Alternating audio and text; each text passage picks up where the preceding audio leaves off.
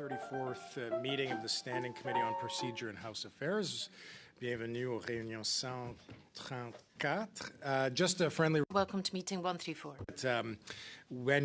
If you are not using your earpieces, that you place them on the sticker in front of you. Of course, if they are in use, then on your ear is no problem. Colleagues, we have 2 hours to meet this morning. Il est 2 heures ce matin. We have 2 hours this morning in the first round. We have Mr. Perrault and Mr. Sampson. A number of other witnesses that are with us. So with that, colleagues, I am going to turn the floor over to Stéphane Perrault, who is the Chief Electoral Officer for Canada, as well as Robert Sampson, who is General Counsel and Senior Director, Legal Services.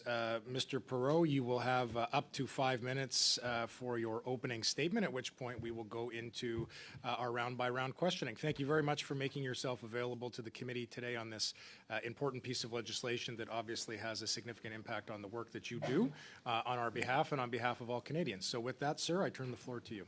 Thank you, Mr. Chair. I may go slightly over 5 minutes. I'll try to keep it short. So thanks for the opportunity to speak with the committee today about Bill C-65. I've already had the chance to speak to various members from all parties on this committee about aspects of the bill, and I'm happy to have the chance to speak more broadly about the bill today with the committee. From the outset, I want to express my general support for this bill, but I do have some concerns and potential improvements for the committee's consideration. I also want to speak to implementation challenges given the uncertainty of the timing of the election and, of course, of this bill. Many of the changes proposed in the bill come from or align with recommendations that I made to Parliament in 2022.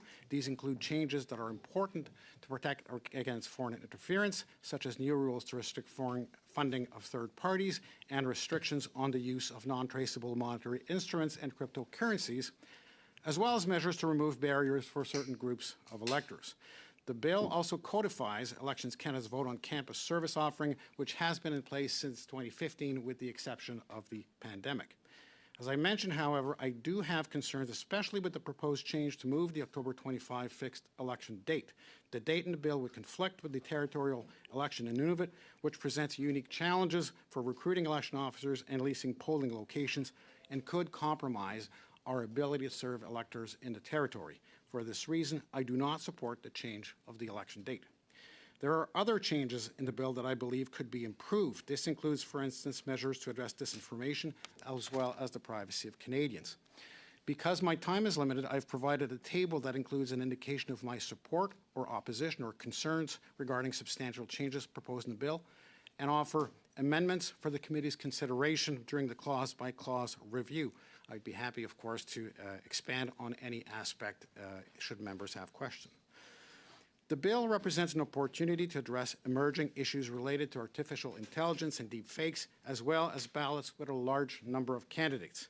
Currently, there is very little in the bill to address generative AI, which offers domestic and foreign threat actors new capabilities to undermine the integrity of and public trust in elections. The current impersonation provision in the Act only applies to a person who is falsely representing themselves to be one of the listed individuals, whether a CEO, a candidate, a party representative. The Act also prohibits misleading publications that falsely claim to be made by certain key players in the electoral process. Again, these are listed: the CEO, a returning officer, a party, a candidate, or prospective candidate. Neither of these provisions covers a scenario where the voice or image of one of these key players is manipulated to make it appear to say or do things that were never said or done, or to modify the context in which the words or actions took place.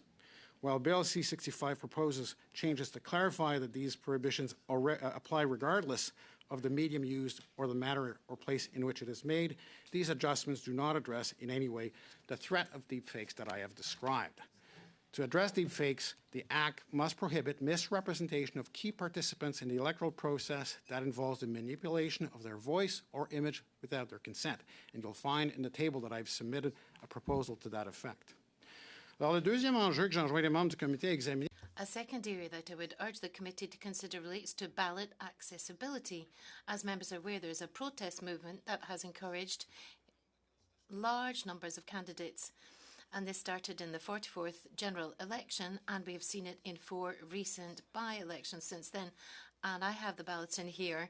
In September by-election, La Salle Emma Verdun featured 91 candidates on 2 columns, and it's 1 metre in length. So you can imagine how difficult it is for an elector who has a disability or has some literacy issues or who cannot correctly handle a ballot of this size. So if the numbers go up, then we'll have to reduce the font size on the ballot, and this of course, will not help electors who have literacy problems or deficiency. So while I support the proposal in the bill to reduce the number of signatures required for nominations from 100 to 75, it is important to ensure that the requirement for supporting signatures is not turned on its head.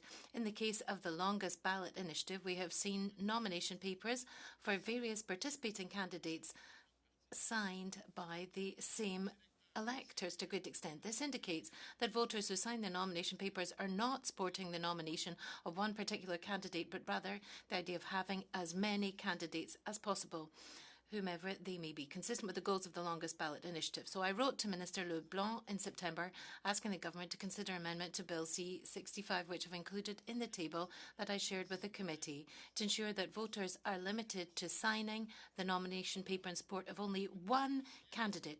It is essential, however, to guarantee that candidates should not have their nomination papers rejected or challenged simply because a person happens to have signed someone else's nomination paper, because candidates do not know which other nomination paper someone may have signed. So we're not talking here about validity of the signature. Finally, it is necessary to consider the implications of legislative changes in the late stages of the electoral cycle, and in the current context of a minority government. Full implementation of the bill will require updates to our documentation training, as well as updating numerous IT systems. These changes must be followed by thorough testing and simulations, and there must be adequate time to address any possible issues that arise before they can be used in an election. These steps are all critical to maintain public trust in the electoral process. So my goal, if this bill is adopted, is to implement these new measures as quickly as possible and ahead of the October 2025 fixed date election. However, I may perhaps not be able to proceed with complete integrated testing of the modified system changes before June. So if problems are uncovered with these integrated tests, my priority will be to ensure that the integrity of the election is not compromised. So even if this does not seem to be a likely scenario, I could need to delay the implementation of some changes for a fall 2025 election if technical issues arise. It would therefore be prudent to produce a legal mechanism in the bill to provide for a certain amount of flexibility, and this is reflected in the table I've submitted by proposal. Thank you very much, Chair. Monsieur Perrault, you brought back some nightmares by putting that ballot on during my by-election of just over a year ago. At that point, that was the record. Since then, I think we've doubled and tripled that record. So I'm certainly interested to hear if there are questions from committee members on that today. With that, we will transition into our line of questioning. And Mr. Duncan, the floor will be yours for 6 minutes to start us off. Thank you, Mr. Chair, and thank you, gentlemen, for being here this morning. Recently, the committee received a written response from the Privy Council office outlining 2 meetings earlier this year, January 25th and March 30th, at which, quote, NDP political party representatives were present to get secret briefings by the Prime Minister's Office and Elections Canada in information to craft this bill. Mr. Perrault, you attended both of those meetings, and as you are aware, this bill is quite controversial, as it was clear the NDP and Liberals negotiated a deal to move the election date back to protect the pensions of likely to be defeated NDP and Liberal MPs in guaranteeing their pension. We know that these 2 meetings that you had, you were at, and Elections Canada staff. Can you confirm to the committee if you or any Elections Canada staff had any other meetings, briefings, calls, or exchanges with the NDP present or participating in regarding Bill C-65 before it was announced? There's many elements to your question, Mr. Chair. As is customary, before a bill is introduced, at the very last steps in the preparation of a bill, the Privy Council office typically shares with my office a copy of the bill to make sure there are no errors or technical issues. This is not a policy discussion. I have had policy discussions with representatives of all parties, both prior and after the bill was introduced. I got to clarify here, because when you go through, there's a thing between a standard meeting policy information that Proc deals with. When it comes to crafting Bill C-65, the NDP had special access that other parties were not provided to, given information specifically in crafting Bill C-65. So, Mr. Perot, my question was, were there any other meetings besides January 25th or March 30th that you met with or provided information to in any way anyone from the NDP in advance of the bill being announced? Not meetings on general policy or anything, specifically on Bill C-65 and it being crafted. Confidence agreement, which had elements, the 3-day, 2 additional days of voting.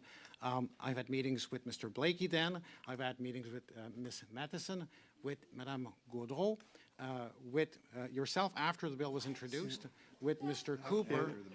So this is with Mr. Cooper, both prior and after. And again, you are conflating two different things, Mr. Perot. There is about having Colleagues, meetings. just, Eric, sorry, just one sec. Colleagues, I understand. I get it. But listen, we just spent the last meeting losing an hour of witness testimony. I don't want that to happen again. Mr. Duncan, go ahead. Mr. Perot, you are conflating two different things again. If there's information on policy on reports that you provided to this committee, I can tell you, you did not meet with Conservative Party representatives about drafting Bill C-65. This was the thing. I've asked specifically, you've acknowledged now that you met with Mr. Blakey specifically on crafting Bill C-65. I'm asking you to table with the committee the dates, the times, and who attended from the NDP on any briefings and information, not about general policy matters, specifically to the question about Sorry, crafting. Mr. Duncan, I have a point of order I have to attend to. Mr. Gerritsen?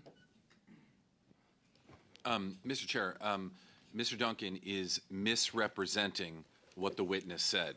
And I think it is incumbent upon you in your position as chair to ensure that witnesses are treated in a fair manner and that when they say something, they're not immediately subject to members around this table from misrepresenting their words in order to misrepresent and then immediately use them back on that witness. I would encourage you to ask our colleagues across the way to be more judicious in their approach to witnesses in this committee. I appreciate the encouragement, Mr. Gerritsen. I will let Mr. Duncan finish, provide Mr. Perot the opportunity to defend his view and his statement should he feel that's necessary, and hopefully that will get us to where we need to be. Mr. Duncan, you've got about 2.5 minutes here. Thank you, Mr. Chair. I'm going to repeat the question again that I've asked a couple of times here. Can you confirm to the committee and provide in writing if you or any Elections Canada staff had any other meetings besides January 25th and March 30th about meetings, briefings, calls, or exchanges with the NDP present regarding the drafting and considerations of Bill C-65 before it was announced? Not general meetings on policy and afterwards, the standard meetings that I've had meetings with Ms. Perot afterwards and on different topics, specifically on Bill C-65 with the NDP before it was announced. So, Mr. Chair, just to be clear, I did not know what would be in Bill C-65, and I did not participate in meetings regarding the entire bill. I had discussions on elements of the supply and confidence agreement, as well as on my recommendations that I made in 2022 to Parliament.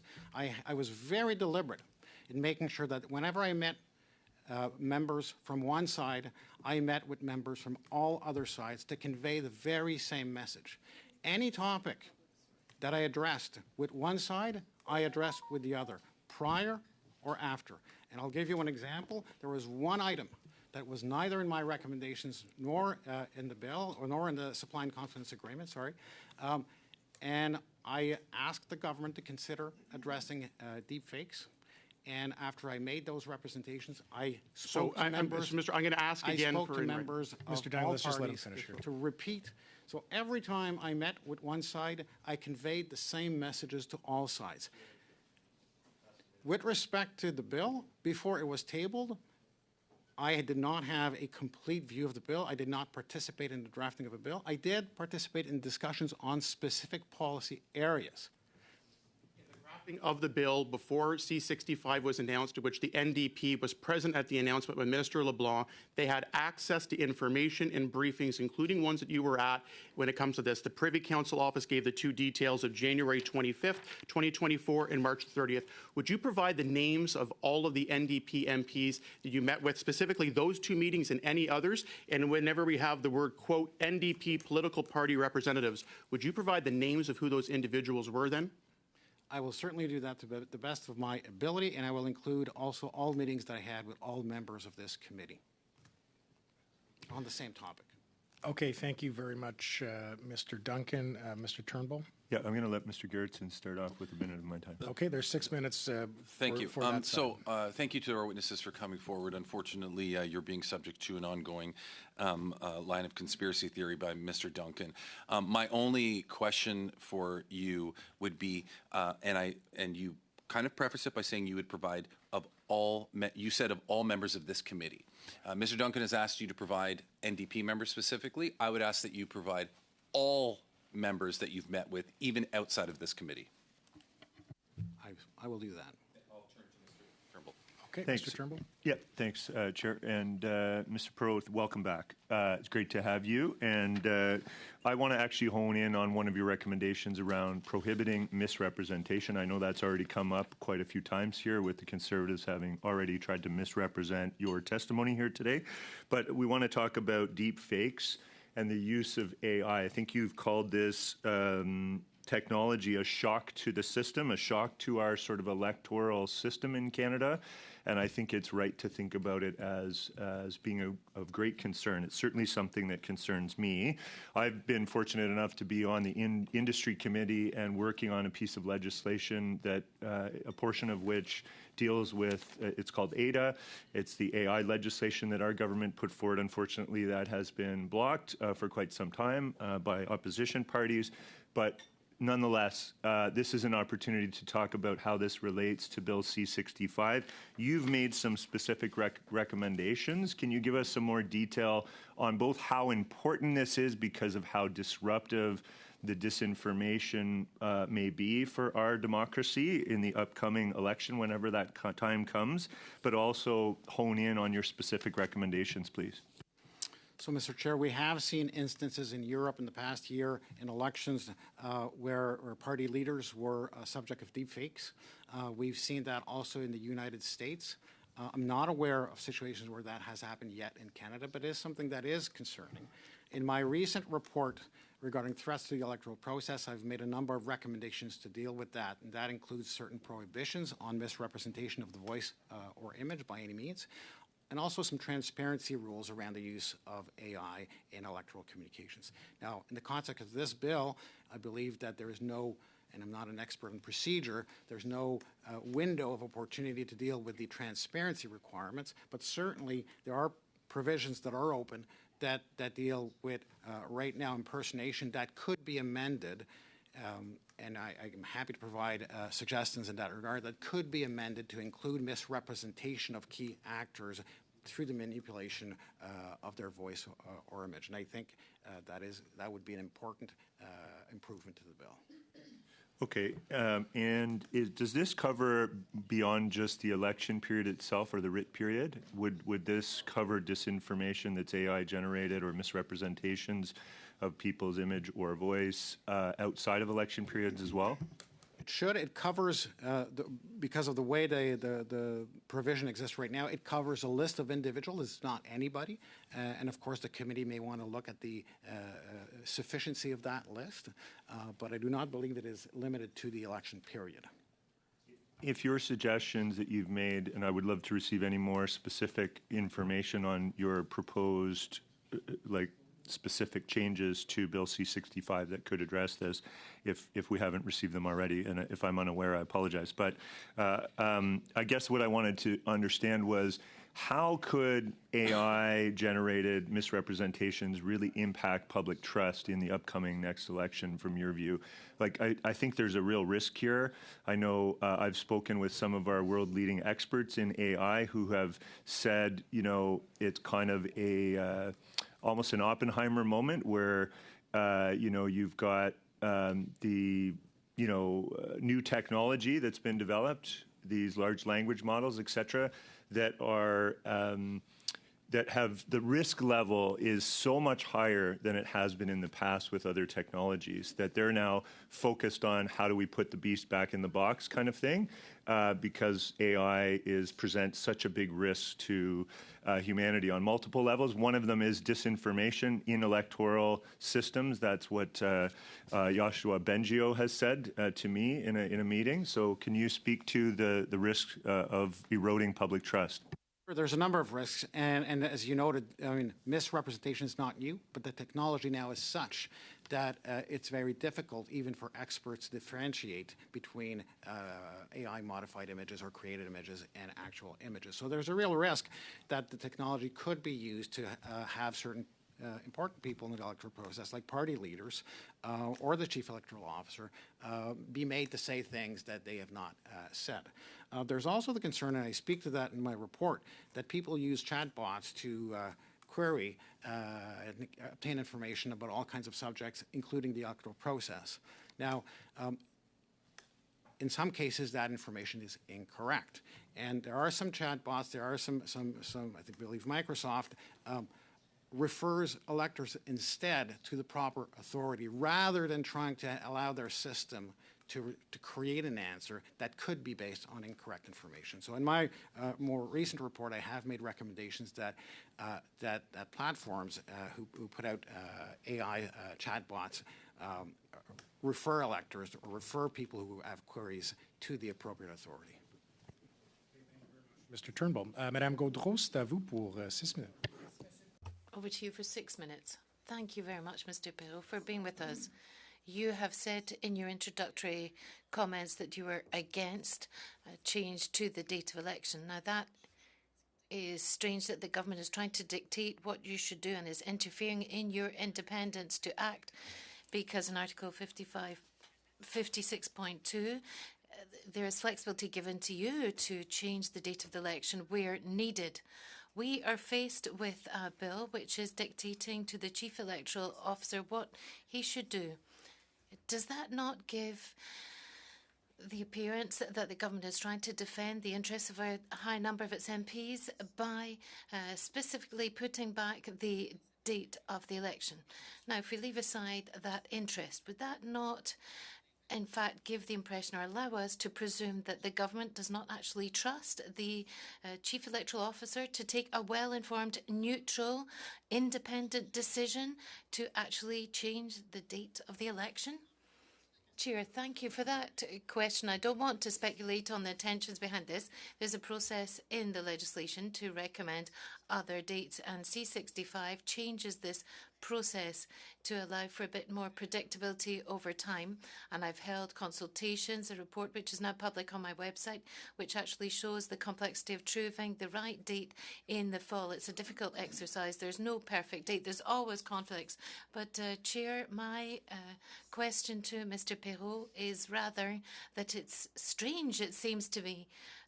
You have neutrality. We have granted you that neutrality. And here today we're looking at a bill where we're pushing aside and ignoring your neutrality. That's what I would like to hear from you, in fact. Well, what I was saying, I would encourage parliamentarians to not change the date and leave the regime, the plan as it is, which allows the Chief Electoral Officer to make a recommendation if he believes that the date is not appropriate. So I'll continue with this. It's also strange that the date that's going to be imposed on you by the government, as you've said, would be in conflict with lots of different elections up in Nunavut, as you mentioned, but also there's municipal elections on that date in Quebec, and advance polling would take place at the weekend beforehand, before the 27th of October. So in terms of managing the workforce, human resources, material resources, I'm sure it's a real headache for you getting offices and so on. The government is putting you in an extremely difficult situation. Of course, the majority of Liberals are out in rural ridings. With me in Saint-Michel, there's two elections that are going to overlap in the same room because we've just got one place by small municipality. Yes, it is a headache. At a federal level, of course, there's a conflict with lots of different elections in different municipal and territorial jurisdictions. As I said, there is no perfect date. If we keep the current date, then there's a conflict with the municipal elections in Alberta. We can't ignore that either. So we've looked at the fall, and if I had a perfect date, I would certainly recommend it to the Governor and Council according to the system that already exists in the law. There is no perfect date. The current date isn't so bad, namely the 20th of October, and the date of the 27th of October for Nunavut. It would raise particular challenges. Recruitment in Nunavut is already a big challenge. There are a small community. There's very few facilities and offices that are available, so it would be very difficult to do it at the same time as Nunavut. We shouldn't imagine there would be no conflict on the 20th of October and that there's no perfect date. In fact, there's always a conflict somewhere. Could you perhaps inform us about the number of signatures? You referred to the famous ballots with 95 candidates, and you're saying that an individual would not be able to sign more than one ballot as a candidate in 2019 and 2021. I would never have asked someone if he'd done that to sign for me if he'd already signed for another candidate. I got my 200 signatures because I wanted to be sure that all of this had been confirmed, and when I submitted my file to the Director of Elections, if there were 101 people who had signed a ballot already for another candidate, that would have been quite something. But how could I be informed of that? If signatures are given priority, would that mean that my ballot would not be valid? I would have no way of finding out ahead of time.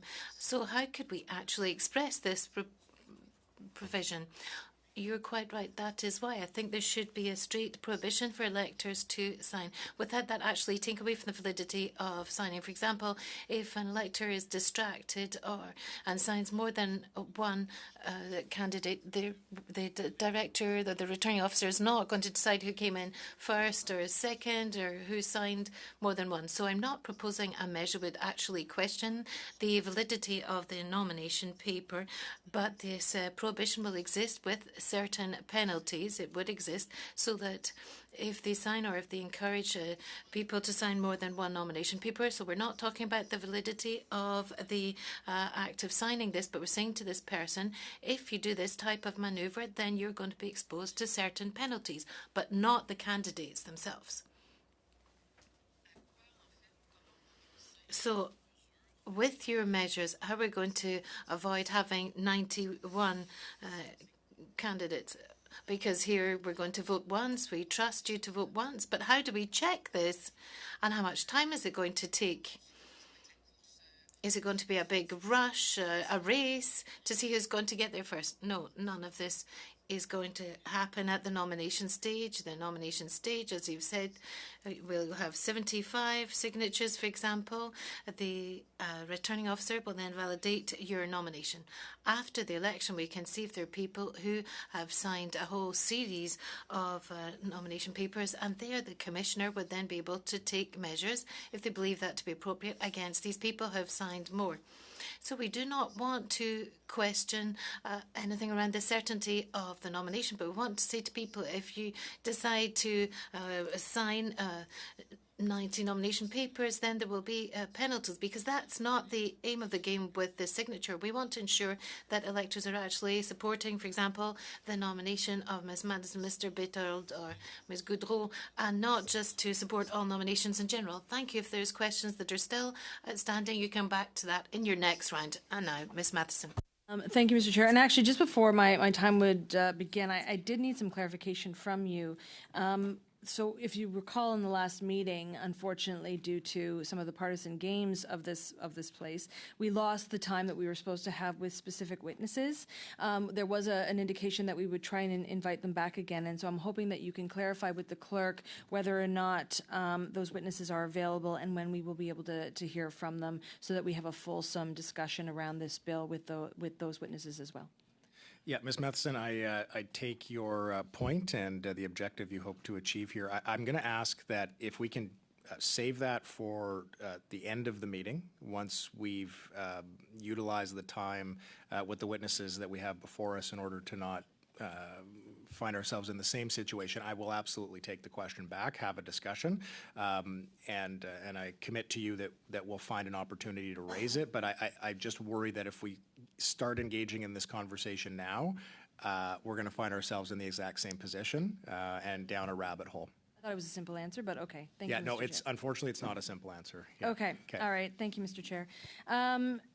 I appreciate you appearing before the committee today, and I appreciate the professionalism with which you treat your role in terms of understanding the very clear, neutral rules around, importance around the conducting of elections, the lobbying. And so I'm very happy that Mr. Gerritsen had pointed clarification in terms of ensuring that we hear about the extensive work that you've done around policy and larger questions around election improvements, considering what we want to fully better enfranchise people to take part in the process of voting.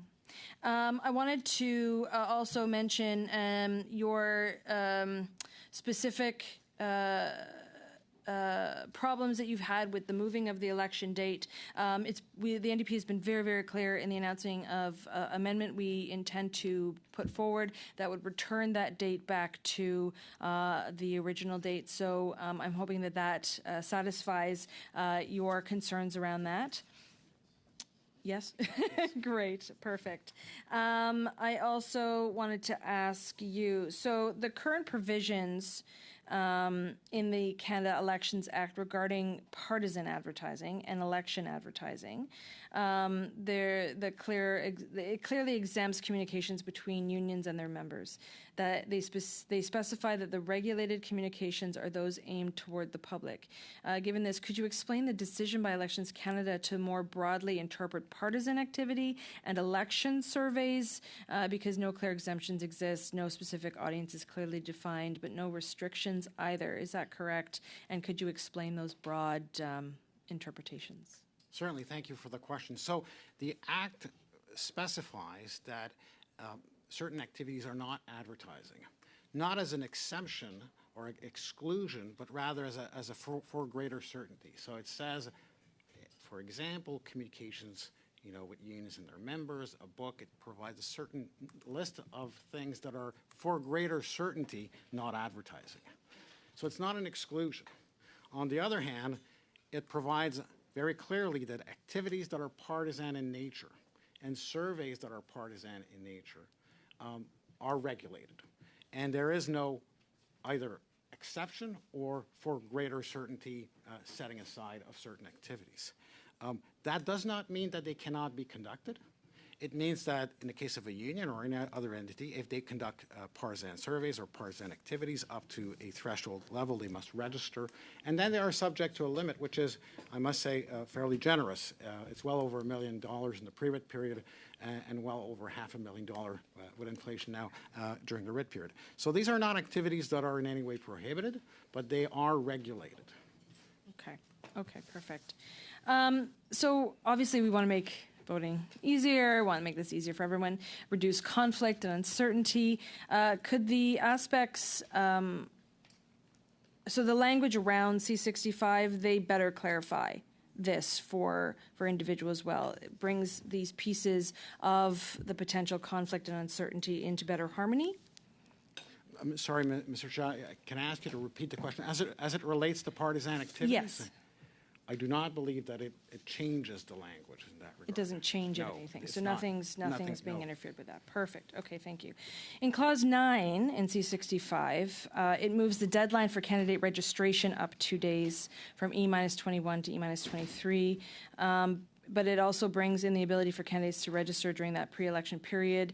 So in the case of that fixed election date, there could be a large gain of time, but in the scenario where there's a by-election, which we've seen lots of, snap elections, which may happen, there doesn't seem to be a gain. There may potentially be that loss. So can you tell me if that's accurate in terms of my summary of it? But you also mentioned in the table that you submitted with your opening remarks that you support this change. Can you explain why? So I support the opportunity for pre-registration of candidates in the pre-writ period. It provides a lot less stress in the system, both for candidates and for returning officers, and they can get that clarity up front. The nomination would not be effective until the notice of the writ is published, so within the writ period. And then there's a bit of a change in the times for confirmation of candidates, and then the parties to provide the endorsement of the candidates at that point in time. So I think this is something that I had recommended back in 2022, and that is in a slightly different form in this bill. But I generally support that. Still support it? I do, yes. Okay. Ms. Matheson, there's just a few seconds remaining Oh, here. well, then I'll cede. Thank Okay, you. thank you. Mr. Cooper, the floor is yours for 5 minutes. Thank you very much, Mr. Chair. Mr. Perot, we did indeed meet on February 20th, 2024. It was billed as a courtesy meeting. We discussed the departmental plan, your report on the 2019 and 2021 election, and discussions about PROC conducting hearings on that report for you to come and appear before the committee, the Nunavut pilot project, as well as 3-day voting, which had been in the news, or there have been media reports about this idea of a 3-day election day and discussions between the NDP and the Liberals pursuant to the SACA agreement. I just want to clarify that there were no representatives from the PMO at that meeting, were there? There was none. And no one from the Minister's office? There was none. And no one from the PCO?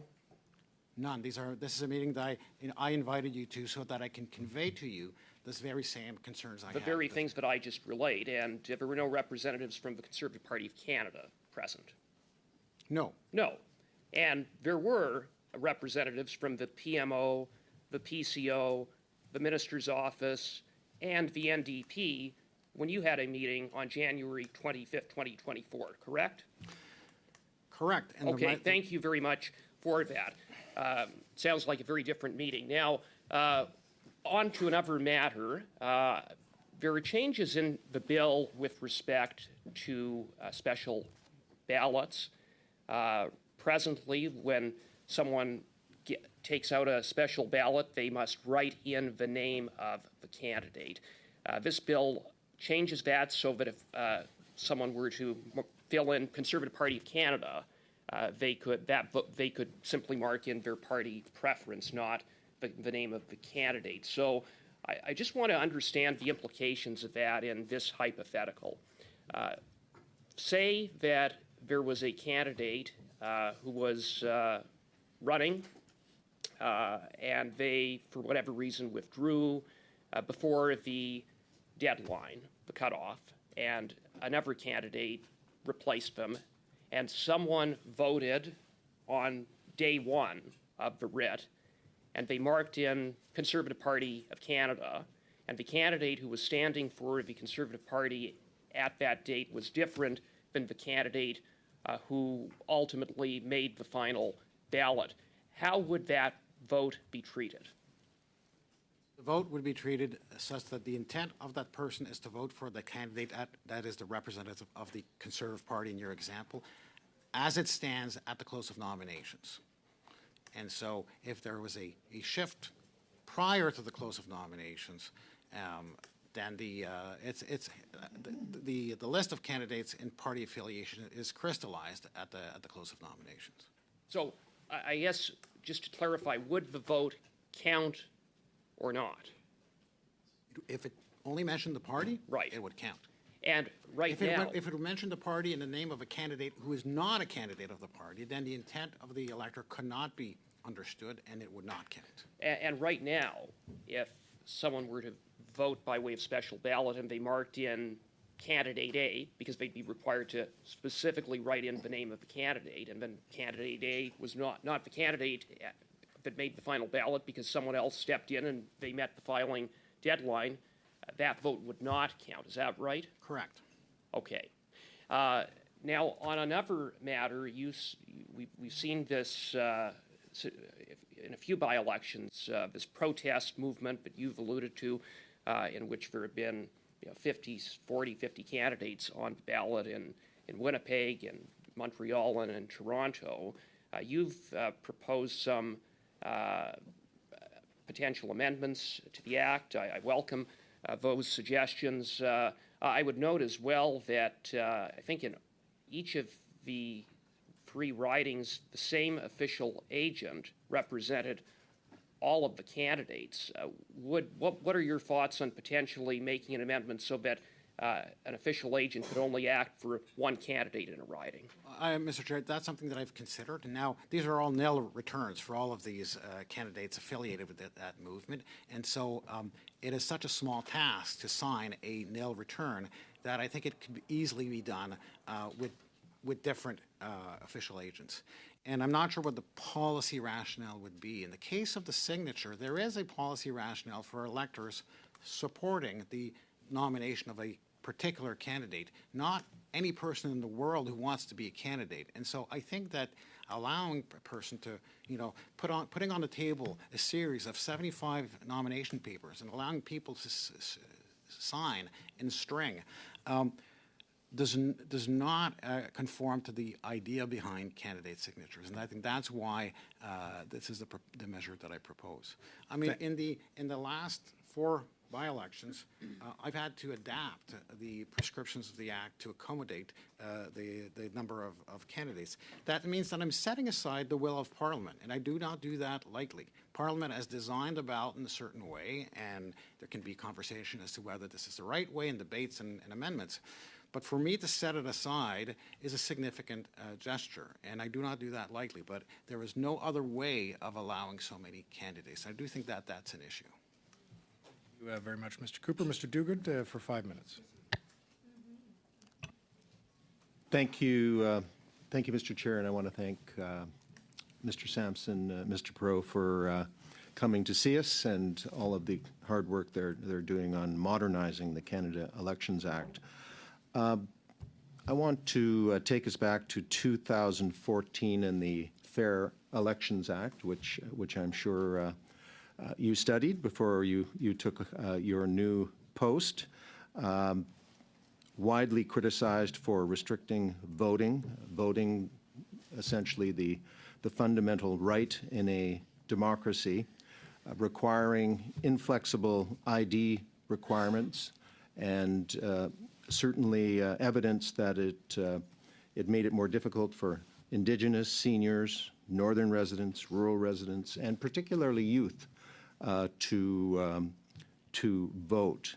I wonder if you would just offer the committee a few reflections on how far we've come in the intervening 10 years in terms of some of the first amendments that were made by Minister Gould when she was Democratic Reform Minister in the Liberal government, and where we are now, and perhaps some closing comments on campus voting and what your anticipation is in terms of increased youth participation in voting.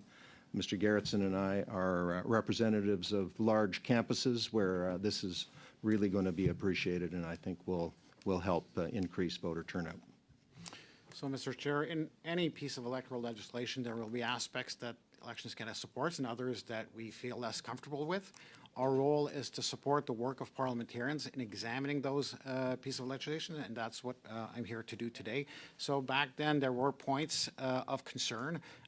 Some of these points were addressed later on in the Elections Modernization Act of 2018.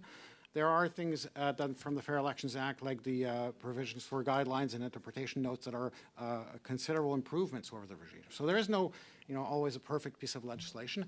I think over time, one of the virtues of the Canadian system is that we regularly revisit the Act and draw lessons and improve upon it. And this is another example of that.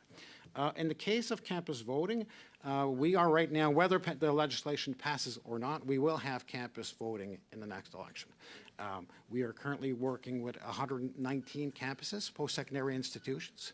That is the same number as the last time we had in 2019. Largely the same, but some minor changes, but 119 is a significant number. And the last election we had in 2019, the uptake was not that high. It was 70,000 young voters who chose to use that system. Nonetheless, it's an important first experience for voters. We know that voters who vote when they're young will vote for the rest of their lives, and we certainly heard the disappointment of not having campus kiosks at the last election. So I'm very happy to bring that back, and as I said, this will happen whether or not it is reflected in the legislation.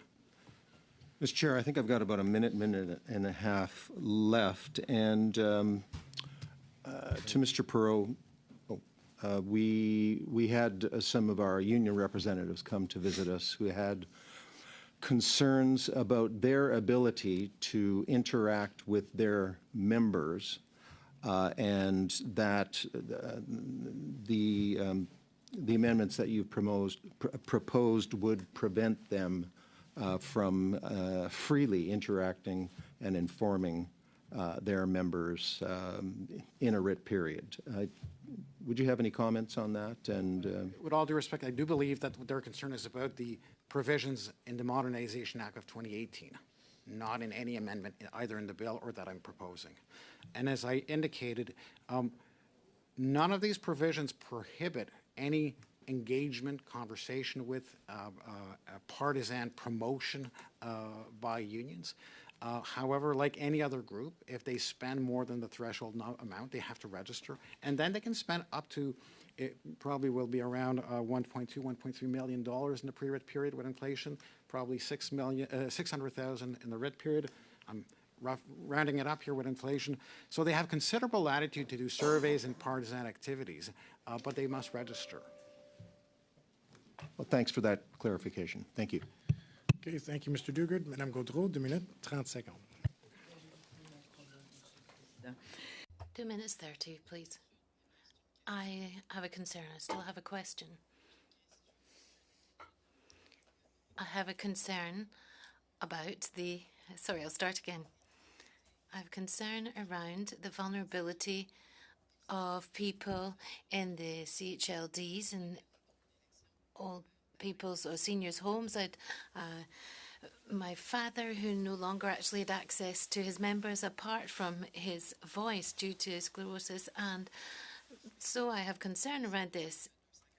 In 243.01, it says that the elector who needs assistance can be accompanied to the polling booth within the returning officer's boothing office by a parent, a relative, or even by his common law partner who will help him to actually mark his ballot. And then in paragraph 1, it says that the person who wishes to assist someone to mark their ballot would have to make a solemn declaration according to the prescribed form, whereby they would mark the ballot in compliance with the electoral instructions and will not reveal the vote of the elector and will not try to exercise an influence. Now, I'm actually being disturbed by your talking. Could you please reset my time? And will not try to exercise an influence on this person in their choice and has already not assisted another person during this election. So the proposal here says that the elector who needs assistance can be accompanied to the polling booth by a person who will help them to mark their ballot. And this is under 243.02D, where it's the same law, but it's been repealed. So I would like to know about this question of a person in authority, for example, a care person in a senior's home. And I don't I know that you don't have much time. Well, this was a proposal that I made because of a demand, a request that was made by people with disabilities, where they thought it was humiliating and insulting to have to declare that this was a friend, not a family member, when we're actually talking about employees who help them in their daily tasks. So at the moment, they have to declare that it's their friend, but that's not the case. They're actually employees who are there to help them. And there is this question of the solemn declaration. They want that to be included. That's important for them, but they don't want to have to say that they're their friends. I respect that, and that's basically what's being proposed here. And also that you're able to help more than one person. If you're a professional care worker, you're able to help more than one person. But it's basically to take account of the submissions that we received from disability groups. Unfortunately, my time is up, but it wasn't cut off. For 2.5 minutes. Thank you. Actually, just to build on that in terms of the empowerment and making it easier and enfranchisement for people living with disabilities to vote, there are other systems in place. Do you have any concerns about any of those recommendations going forward? I know that the phone voting is indicated. The alternatives to paper ballots is indicated. Could you just talk about that? Those changes and how important they could be. So I think any significant change to the way people vote, I think there has to be a general buy-in from the population as to the integrity of the process. In terms of voting, I think it can be done, but I know that it's not necessarily seen as having the same degree of integrity. So this is a difficult question. It's quite possible that we could contemplate a variation on that, which is Zoom voting or Teams voting, where the person shows their identity and their face, so that there's greater clarity as to who that person actually is before you move to another room and vote anonymously. So there are ways that technology can help us increase the perceived integrity of these kinds of remote voting, and that's something that I think should be examined. I know that in the U.S., curbside voting, as they call it, is very common and very well accepted, and people with disabilities will be driven up or drive up, some do drive, to the next to the polling location, and a ballot box and representatives will come there. That's something that we have recommended in the past. That's not been accepted by Parliament, but I believe that's something that should be considered. So I think we need to be always exploring new ways of better serving electors with disabilities. Okay. And do you have, in terms of that voter turnout, so you discussed student on-campus voting and these increases. What does that look like in terms of that voter turnout? I know that there's been a lot of discussion about how that continues to go down. So do you believe that these changes will help with that? Like, are we on the right path in this regard? Turnout is a very complex factor. It's driven by motivation, things in the environment, how parties and candidates drum up support and interest in the election. The role of Elections Canada is to remove barriers, not to generate turnout. I think we have each our own role, and I think there are a number of elements in this bill that do remove barriers in a way or make it more easy to vote. Now, whether people have the motivation to go out and vote, that belongs to them and the political conversation. Thank you very much, Ms. Matheson. Mr. Berthold, 2 minutes 30 secondes à vous. Merci. You have 2 minutes 30. Thank you. I'll go quickly. Mr. Perrault, just some specific point. In the meetings with the NDP and Liberals on the preparation of C65, was a question of putting off the date of the election, any of these meetings? No, that never came up. No, not that I can recall, is the answer. Then another point that I wanted to put to you, I just wanted to underline something, namely my concern on section 28, no, on 25 up to 20, talking about the assistance granted to someone in voting. I've lived through lots of different elections, and we go into a zone which can actually create certain problems, and I am sure that certain political organisers of the old school might want to repeat some of their former vices, namely to try and make people vote against their will. So I wanted to express that concern because that's what I've been told did happen in the past, and it would be a pity if a change to the bill would lead to this, because here, if one person is allowed to help several people to vote, we might come back to the same issue. I just wanted to express that concern, please. Yes, this question of intimidation or various dishonest manoeuvres to force people to vote in one way or another, I don't think that would be the case. Here we're replacing the word friend, which was judged insulting by certain electors or certain voters. So how many people are going to bring people to vote with them? Just carefully look at the amount of people who would be brought to vote by one single person on election day. I think that's something where we need to keep a close eye on this. And yes, you've got 30 seconds. 30 seconds. I'll do my best. Mr. Perot, this committee has been seized with foreign interference issues regarding our elections in the past. I've had private members' bills in the past that have tried to clamp down on foreign money influencing. If the changes in C65 that are already there and are there any amendments or are there any further things that you think this committee should be doing to close any of the loopholes? Because I still see a lot of loopholes where foreign money can actually be used through third-party organizations and so on, even from foreign state actors using those kinds of organizations to influence. Is there anything else that we can do to tighten up these rules and loopholes? In my recent report on threats to the electoral process that I presented to the Speaker a few weeks ago, there were some small additional elements. For example, it is an offense for a third party to use foreign funds, but it's not an offense for the foreign entity to make that contribution. So there are things that should be tied up in that regard. I don't think that the provisions of the bill allow for that, but the changes that are proposed to the third-party regime, I think, go in a very long way in closing opportunities for foreign funding.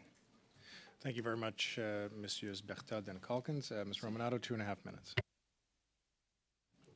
Thank you very much, Mr. Chair, and through you, I'd like to thank the witnesses for being here today. I just want to clarify one area. Mr. Perot, you mentioned about the longest ballot initiative, and I'm going to ask if you can correct me if I'm wrong. I recall years ago when someone wanted to present themselves as a candidate for a federal election, was there not an amount that was required? I want to say, I think it was $1,000 to be a candidate, and I don't think that applies anymore. And I don't want people who want to run for office to be prohibited from doing so because of monetary reasons. But would that be something that would reduce the number of, I don't want to call them fake candidates because they are legitimate candidates, but would that reduce some of the numbers of people who are making a 91 nominated named ballot? There was a $1,000 deposit. It was refunded on the submission of the financial returns. So basically, in a way, it's sort of a performance bond for the candidates. It was struck down by the courts on charter grounds on the basis that it allows wealthy but frivolous candidates to run and prevents poor but serious candidates from running. So it's difficult to see any significant amount being imposed as a prior condition. I understand you have experts that are coming after that you may have a view on that. I just wanted to clarify if it was still in effect. I don't think it was. Okay. It was removed following a Supreme, I believe it was a federal court. It was a Court of Alberta Queen's Bench. Alberta Queen's Bench decision, yes. One quick follow-up question. With respect to campus voting, I know that when we talked a little bit previously when you were here, we talked about involving the education system to increase not only the awareness of students to vote, and I mean that is something that's provincial jurisdiction, but as you mentioned, to get young people enticed to vote. We sometimes have, even in the high school level, we have students who are doing mock elections and so on and so forth. I know that we're not referencing any of that in this bill, but is there anything that you would also like to include or you would recommend that we include in terms of outreach to young people? I mean, you mentioned mock elections. We've done that for many, many years. It's not provided for in the Act. It could be and provide clear authority for that. We do spend money to have Civics as an organization run the student vote program. It's a very well-received program and has been for many years. And it does make a difference. We know that people who participate in those programs do tend to vote more. So becoming familiar with the process early is something that we all must encourage, I think. Thank you, Ms. Romanato. Thank you very much, Monsieur Sampson, Monsieur Perrault, for being here with us today. That concludes this hour of witness testimony. Colleagues, we're going to very briefly suspend just to turn over, and we will resume with our second hour very soon.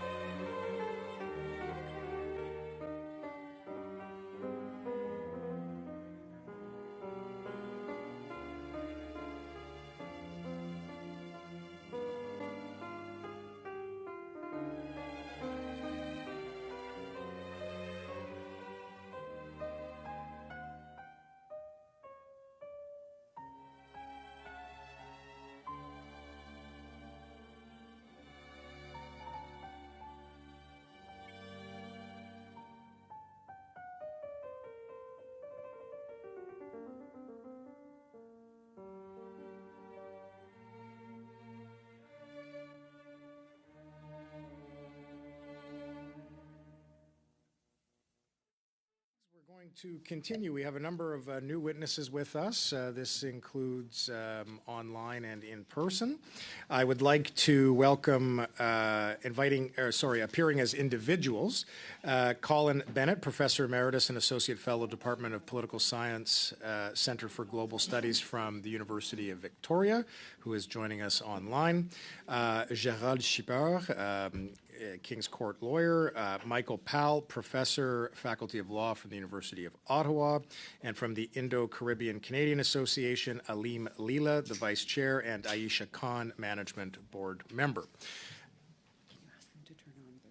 And just to the witnesses from the Indo-Caribbean Canadian Association, if you can hear me, we can't see you, so please make sure that you turn your video on as soon as possible. Thanks very much. With that, each witness will have 5 minutes, and the Indo-Caribbean Canadian Association will have 5 minutes between the two of you. With that, Mr. Bennett, I'm going to start with you. Please make sure you're unmuted. You've got your microphone kind of midway between your nose and your mouth, and the 5-minute clock will begin now. Thank you very much, Mr. Chair, and good morning, committee. I have studied and researched privacy protection nationally and internationally for over 40 years. And in recent work, I've researched the uses and abuses of personal data in election campaigns. And I wish to address my remarks entirely to the requirements of Section 444 on the personal information collected by federal political parties. Firstly, I doubt whether the Elections Act is the appropriate statutory vehicle for imposing privacy obligations on federal political parties. Contemporary privacy law is complex and requires far more than the obligations for transparency included in Bill C-65. The required amendments fit uneasily within a statute designed to regulate the conduct and financing of elections. If the government really wanted to establish a national, uniform, exclusive and complete privacy regime for FPPs and the organizations that work for them, in response to the litigation that's currently underway in BC, it would either bring the parties into the current Bill C-27, amending PIPEDA, or legislate a separate national privacy protection statute applying to them. Secondly, privacy law, as the Privacy Commissioner has pointed out to you in his communication, should include all the internationally accepted privacy principles, supplemented with serious and enforceable provisions for oversight and accountability. The current provisions essentially permit the FPPs to collect whatever personal data they wish from whatever sources, to process it in any way they please, provided they're transparent about it, provided they give illustrative examples, and provided they don't sell it. They do not allow individuals any access of right and correction, and these provisions therefore amount to little more than self-regulation, entirely at odds with the contemporary international consensus about how to protect personal information in the modern digital age. Thirdly, contrary to the claim in Section 4441 that these amendments provide for a national, uniform, exclusive, and complete privacy regime, and the organizations that work for them, I think they do nothing of the sort. There's a recent report from Open Media based on analysis of national and provincial filings on campaign expenditures, which reveals over 90 companies in Canada that work for political parties at federal, provincial, and municipal levels. Nothing in these amendments obliges the political parties to obtain consent when they collect personal data from Canadians.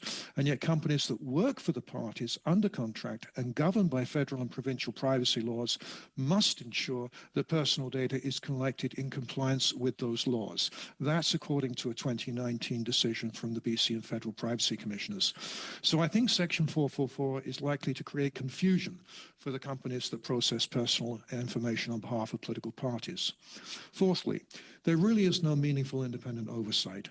Obligations for compliance are based on the notion that the Chief Electoral Officer could and would cease a party's registration if it did not submit a valid privacy policy. The system for administrative monetary penalties, those who commit violations, is also ineffective. Further, there's no indication of what an individual is supposed to do if she is dissatisfied with the response to a complaint from the party's privacy officer. And with all due respect to Elections Canada and the Commission of Canada Elections, I don't think they possess the resources or the expertise to monitor the complex technical environment of modern digital campaigning.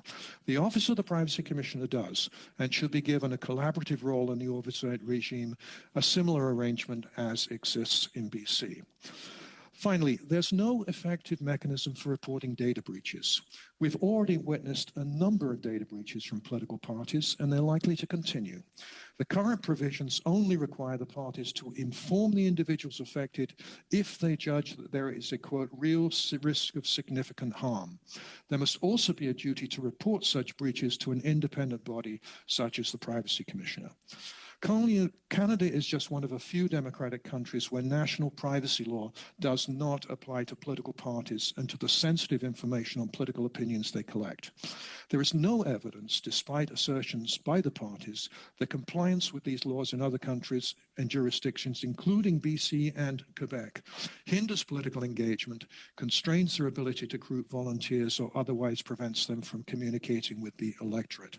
And there's also no credible reason why Canadians should enjoy enforceable privacy rights with respect to government agencies and commercial organizations, and not with political parties. At root, this issue is not just about privacy rights, it's about the health and resilience of our democracy. Political campaigning is changing dramatically as elections increasingly become more data-driven, and voter analytics, predictive modeling, and artificial intelligence, which you discussed earlier with the Chief Electoral Officer, as those tools drive campaign communications. So the need to develop and apply a strong and consistent set of enforceable privacy rules for federal political parties is urgent, and the provisions in C65 do not achieve those goals, in my judgment. Thank you so much. Thank you very much, Mr. Bennett. We'll now turn the floor to Mr. Shapiro for 5 minutes. Thank you very much. My testimony this morning this afternoon now will address three issues. First, the new section 482.01 of Bill C-65 is, in my view, a violation of Section 2B of the Charter. This is because it may be utilized in the same manner as the election laws of Hong Kong to repress protected expression of citizens and the media. Number two, the new Section 358 of Bill C-65 does not effectively rule out all spending by foreign actors in Canada to influence federal elections. This is because a sophisticated third party may simply have all donations funded from a foreign actor at least 2 years before a general election. And number three, the role of the Chief Electoral Officer should be better depoliticized, first by prohibiting the Chief Electoral Officer from changing an interpretation of the Act between elections unless directed otherwise by Parliament or the courts, and number two, by repealing Part 18, Division 4 of the Canada Elections Act, and that is the part that regulates nomination contests. First, then, I will address freedom of the press. Section 482.01 should not go forward. It should be removed because it is prone to abuse and violates Section 2B of the Charter.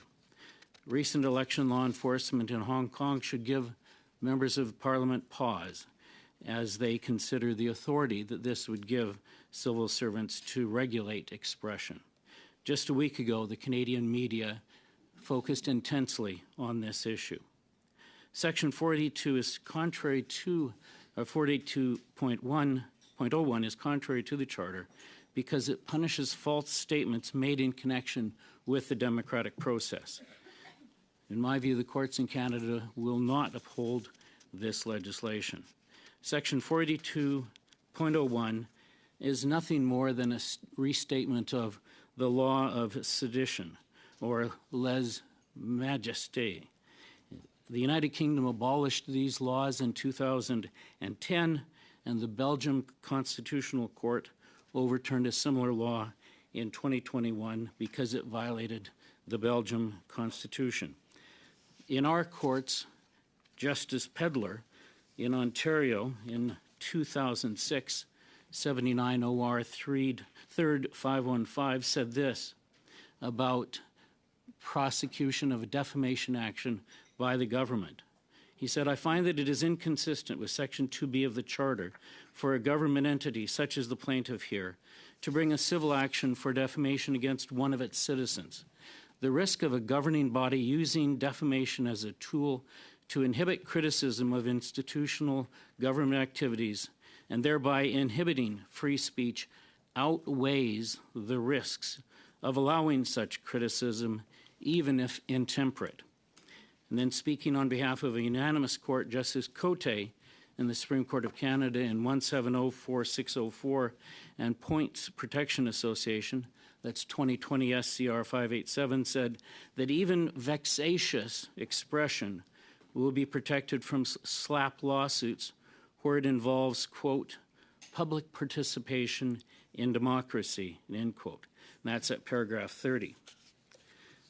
On the subject of foreign influence, I note that section 349 and 349.4 are going to be amended here. That is a good step. But section 358.1 is undermined by section 358.2 in Bill C-65. And that's because under 358 sub 2, a sophisticated third party could simply avoid all of the limitations of this section by ensuring that third party or foreign actors funded the third party at least 2 years before a scheduled federal election.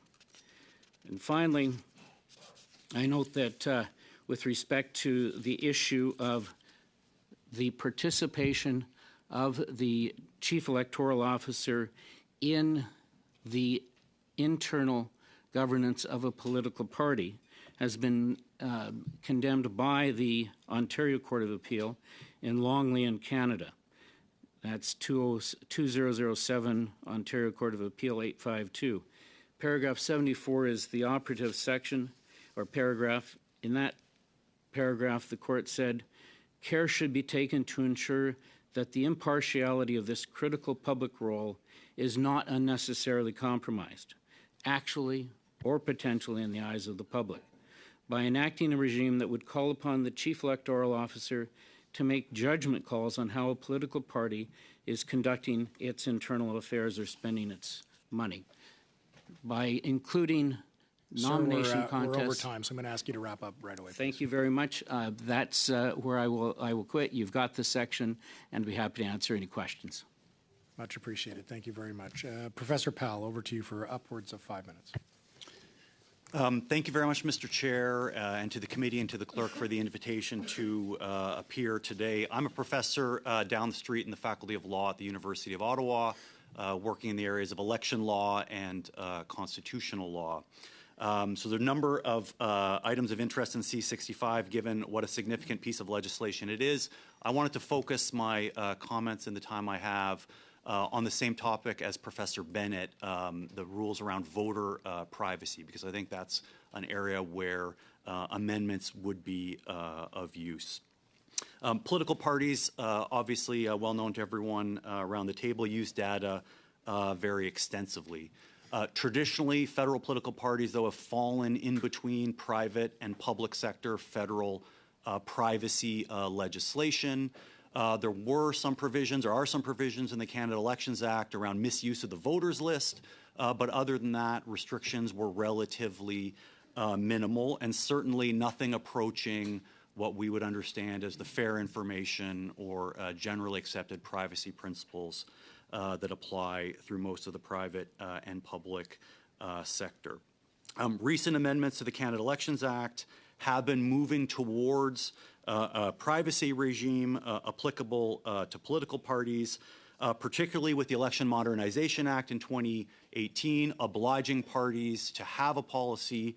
And the problem with the Election Modernization Act, it was one step forward, but it did not actually impose substantive limits on the use, collection, retention, analysis of sensitive personal information of the kind that would give Canadians confidence in how their data is collected and used. And so worthwhile going through some specific provisions of C65, some of which I think are an important step forward, some of which need, in my view, a significant amendment.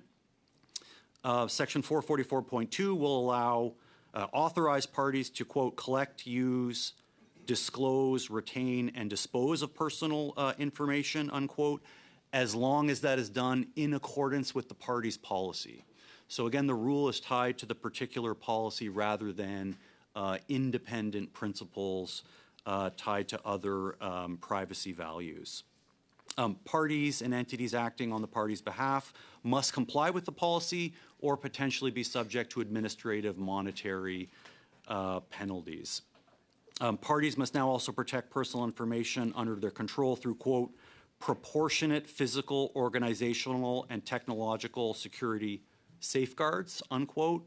I think that is a positive development, but more definition is likely needed as to what counts as a proportionate safeguard. So that is spelled out more directly in the legislation. Most significantly, parties are now prohibited from carrying on the activity of selling personal information. Parties are prohibited from disclosing sensitive information for the purpose of causing harm. And parties are prohibited from providing false or misleading information about their collection practices. So those three measures, I think, are certainly welcome and a step forward from the 2018 amendments. The main problem that remains, however, is that the amendments are targeted at ensuring that parties and their volunteers and representatives adhere to the party's policy without actually requiring substantive limits on how the data can be collected and used, apart from those specific ones around selling or disclosing. And so in conclusion, I would say this is an important step forward. More remains to be done. The overall concern certainly is in facilitating democratic participation. It is a good thing for Canadian democracy and elections that parties collect data and use it. Helps with communication to voters, advertising, being responsive to the public.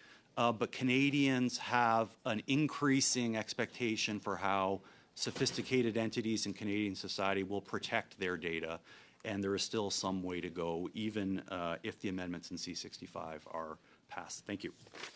Thank you very much. Mr. Leela and Ms. Khan, I'm not sure between the two of you who would like to go, but whoever is representing your organization in the opening remarks will have 5 minutes to begin now. Thank you very much, Mr. Chair. My name is Aleem Leela, and I currently serve as the Vice Chair of the Indo-Caribbean Canadian Association. In addition, I serve as the chair of the organization's Voice Planning Committee, which is the civic engagement wing of our organization. I'm joined today by Aisha Khan, a board member, a board director of our organization. The Indo-Caribbean Canadian Association was established on May 1st, 2021, with the goal to connect, serve, and amplify Canada's Indo-Caribbean community. We offer a number of community services and programs in an effort to fill a void in our underrepresented and underserved community. The Indo-Caribbean community possesses roots in the Caribbean with ancestry from India. We represent a double diasporic community. Our dynamic culture has contributed to many significant elements of modern Caribbean culture. Our community is also comprised of individuals from a variety of faith groups, including Hindus, Muslims, and Christians, and that is what makes our community so special. I joined the Indo-Caribbean Canadian Association in 2022 to support their efforts to have the date of the municipal elections in Ontario amended because of a conflict with Diwali. While I identify as a Muslim, I recognize the importance of ensuring our collective community's access to the democratic process. Furthermore, I believe that it's important that the right to vote does not conflict with one's participation in a major religious or cultural observance. Whether it's Diwali, Eid, Bandi Chhor Divas, Rosh Hashanah, or Easter, we must understand and respect the diversity of our country and ensure that all people are free to participate in their cultural and religious practices while maintaining their access to participation in our democratic institutions. And with that, I will pass it over to my colleague, Aisha Khan. Thank you, Aleem, and thank you, committee members, for having us here today.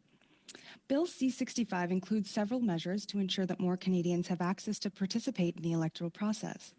It is of crucial importance to our democracy to work towards eliminating obstacles for Canadians to participate in elections. As a nation that proudly professes to benefit from a multicultural society, we must modernize our democratic institutions to reflect and respect this. When barriers to democracy are identified, progressive societies rectify them. Rightfully, polling stations must be accessible. Voting options must be broader to accommodate the working people. Such is the way of a modern society who respects the voice of the people who comprise it. Ensuring that a general election is not held on Diwali is a significant step toward this. As of 2024, 2.3 million Canadians reported as South Asian in ethnicity. India was the top source for immigrants to Canada between 2016 to 2021. These statistics also do not include the growing Indo-Caribbean community in Canada. The Indo-Caribbean Canadian Association endorses the proposal to move the set election date so as to not conflict with Diwali. In many Caribbean countries like Guyana and Trinidad, Diwali and other religious dates such as Eid and Christmas are national holidays. We are not calling for that today, but we believe our government should recognize the massive significance of Diwali and make it so that Canadians who observe this religious occasion do not have to choose between practicing their religion and their democratic right to vote. It is important to note that this barrier is not limited to voters, but holding an election on Diwali or any major cultural or religious date is unfair to candidates, campaign staff, political organizers, volunteers, supporters, and election staff who observe said occasion. During the Ontario municipal elections held on Diwali in 2022, the City of Brampton had to implement measures Rappel to au address règlement, Monsieur le Président. Point of order, Chair. Point of order. I know that the connection is not very good, and it's very difficult for interpretation. We can sort of decode it in English, but they cannot do their work. Or your voice is coming in a little bit broken up. There seems to be some weakness in the connection. So I'm going to turn it back over to you again for just a minute to finish your remarks. If we run into the situation whereby the connection remains a little bit finicky, then we may just have to have you submit in writing the final portion of your remarks. Okay, so I'm going to turn it back over to you, but I'm afraid I may have to interrupt if it isn't clear moving forward. Thank you.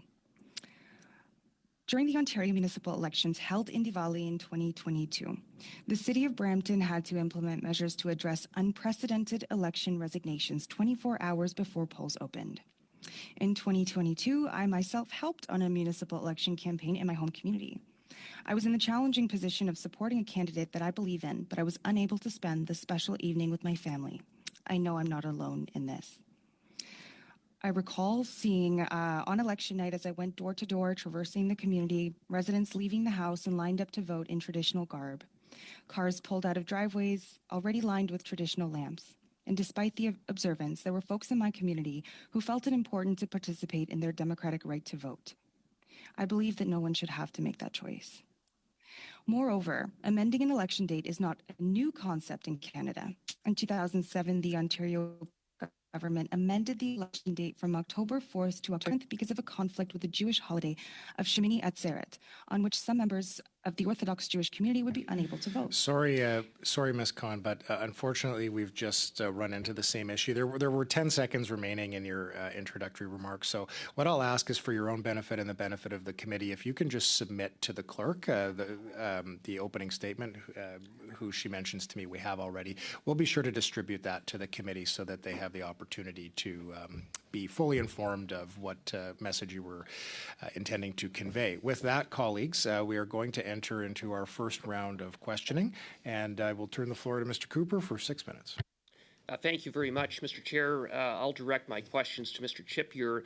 With respect to the third-party regime and the influence of foreign money, this Act proposes to require third parties to set up separate bank accounts like political parties and candidates at election time, but it would only apply where the third party received more than 10% of its revenue from within the previous calendar year. That, as you noted, leaves a significant loophole with the potential for a third party to use foreign money to influence voters during the pre-writ and writ periods.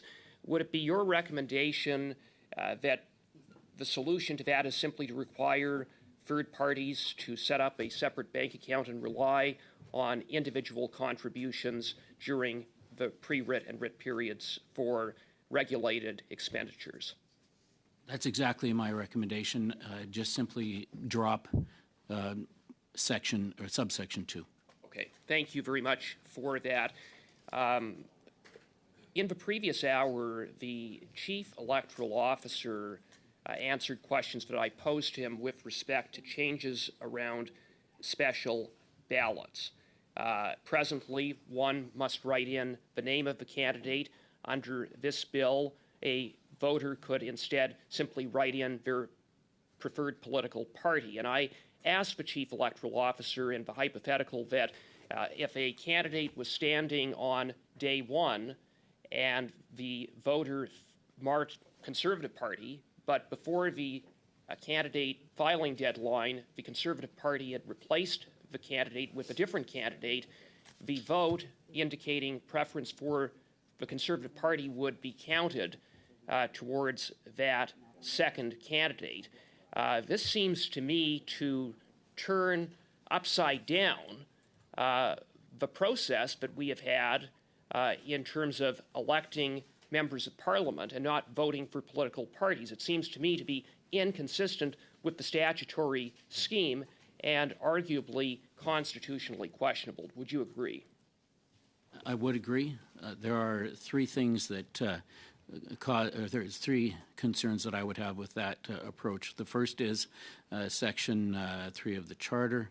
The whole idea of the right to vote is individual, and the right to run is individual, and the statute itself is a statute that talks about individual members of Parliament being elected. If an individual is elected as a member of Parliament, they are not required to stay with the party that they came to Parliament with. So those are the three concerns. One is the statute itself talks about electing individuals.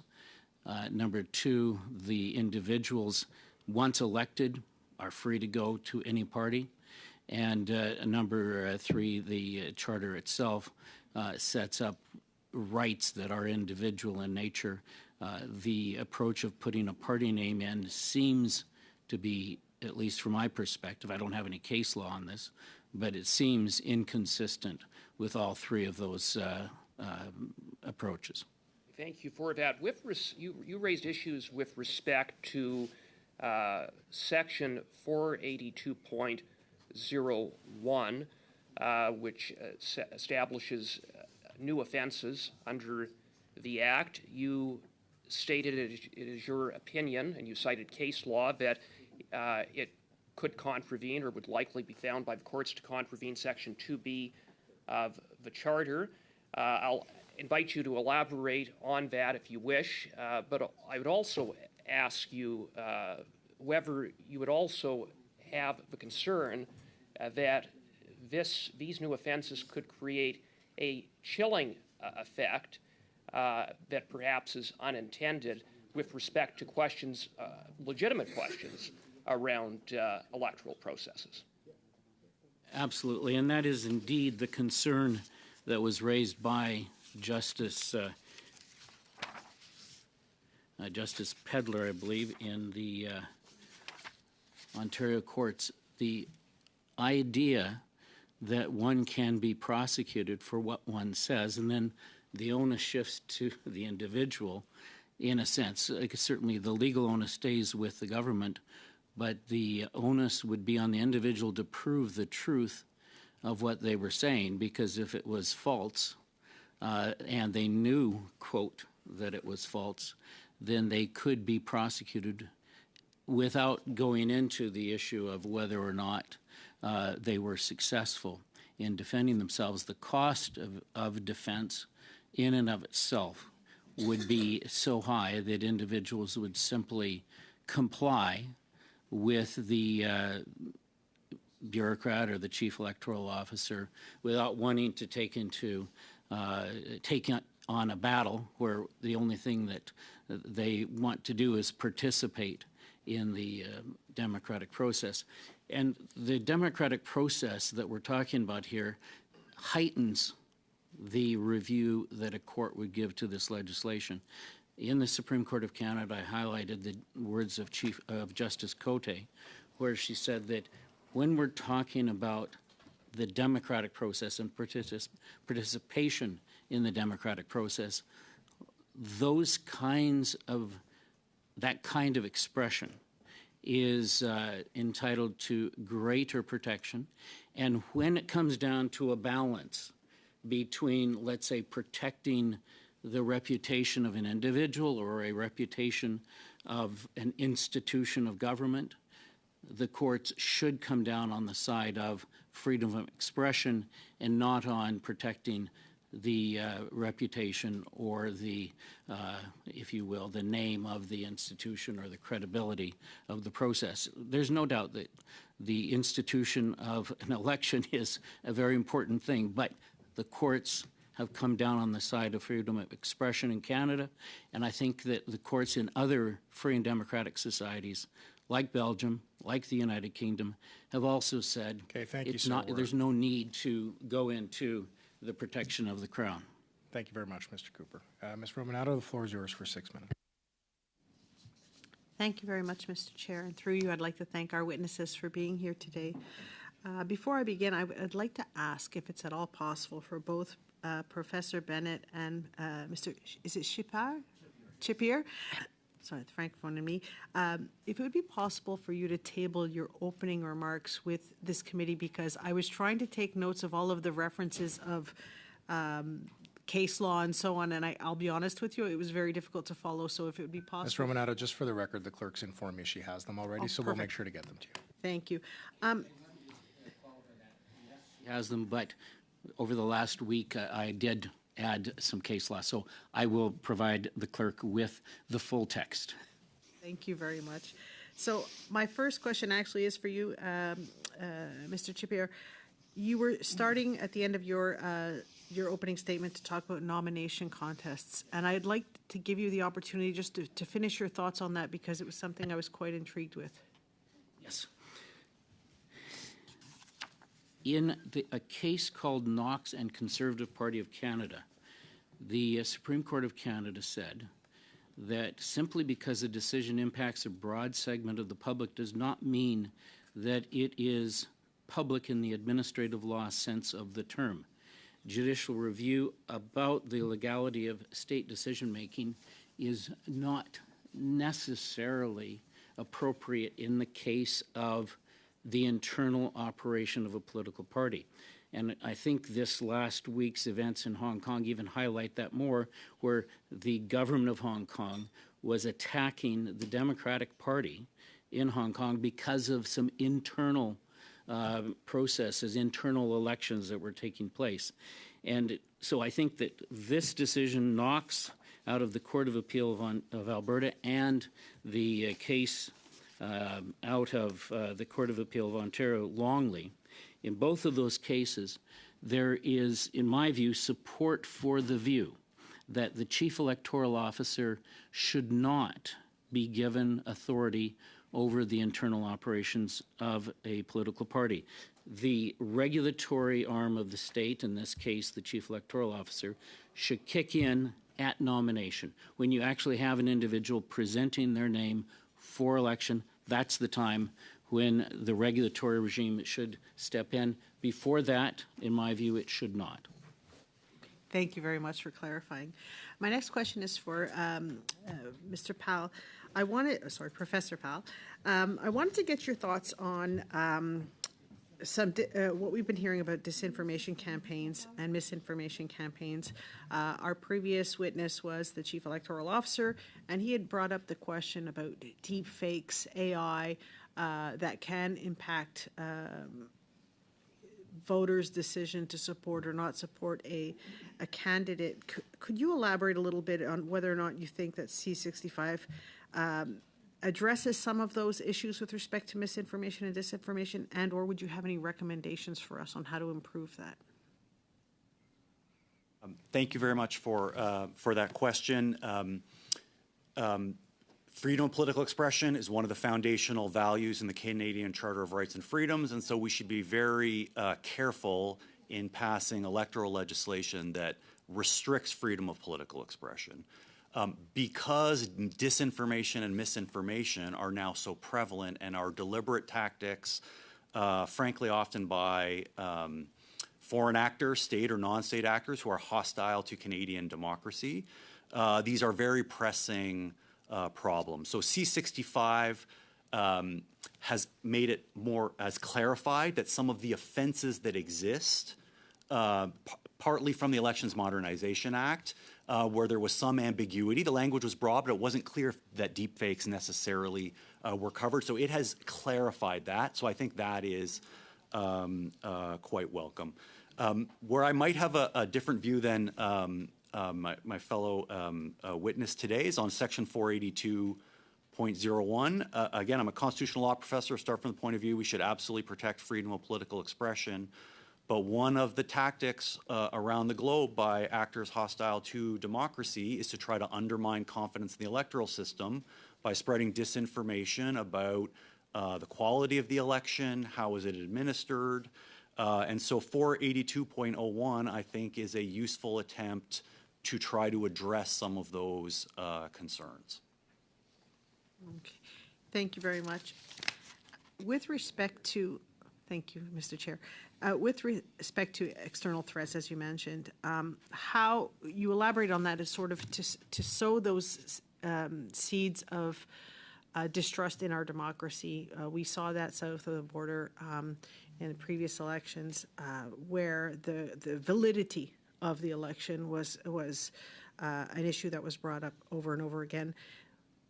Do you think that C65 goes far enough to ensure that Canadians can have faith in our democracy and faith in our elections? Because we did hear a little bit about the question when we were looking at foreign interference here at PROC on whether or not the outcome of the last federal election was impacted, and we understand from the Chief Electoral Officer that the final results were not impacted.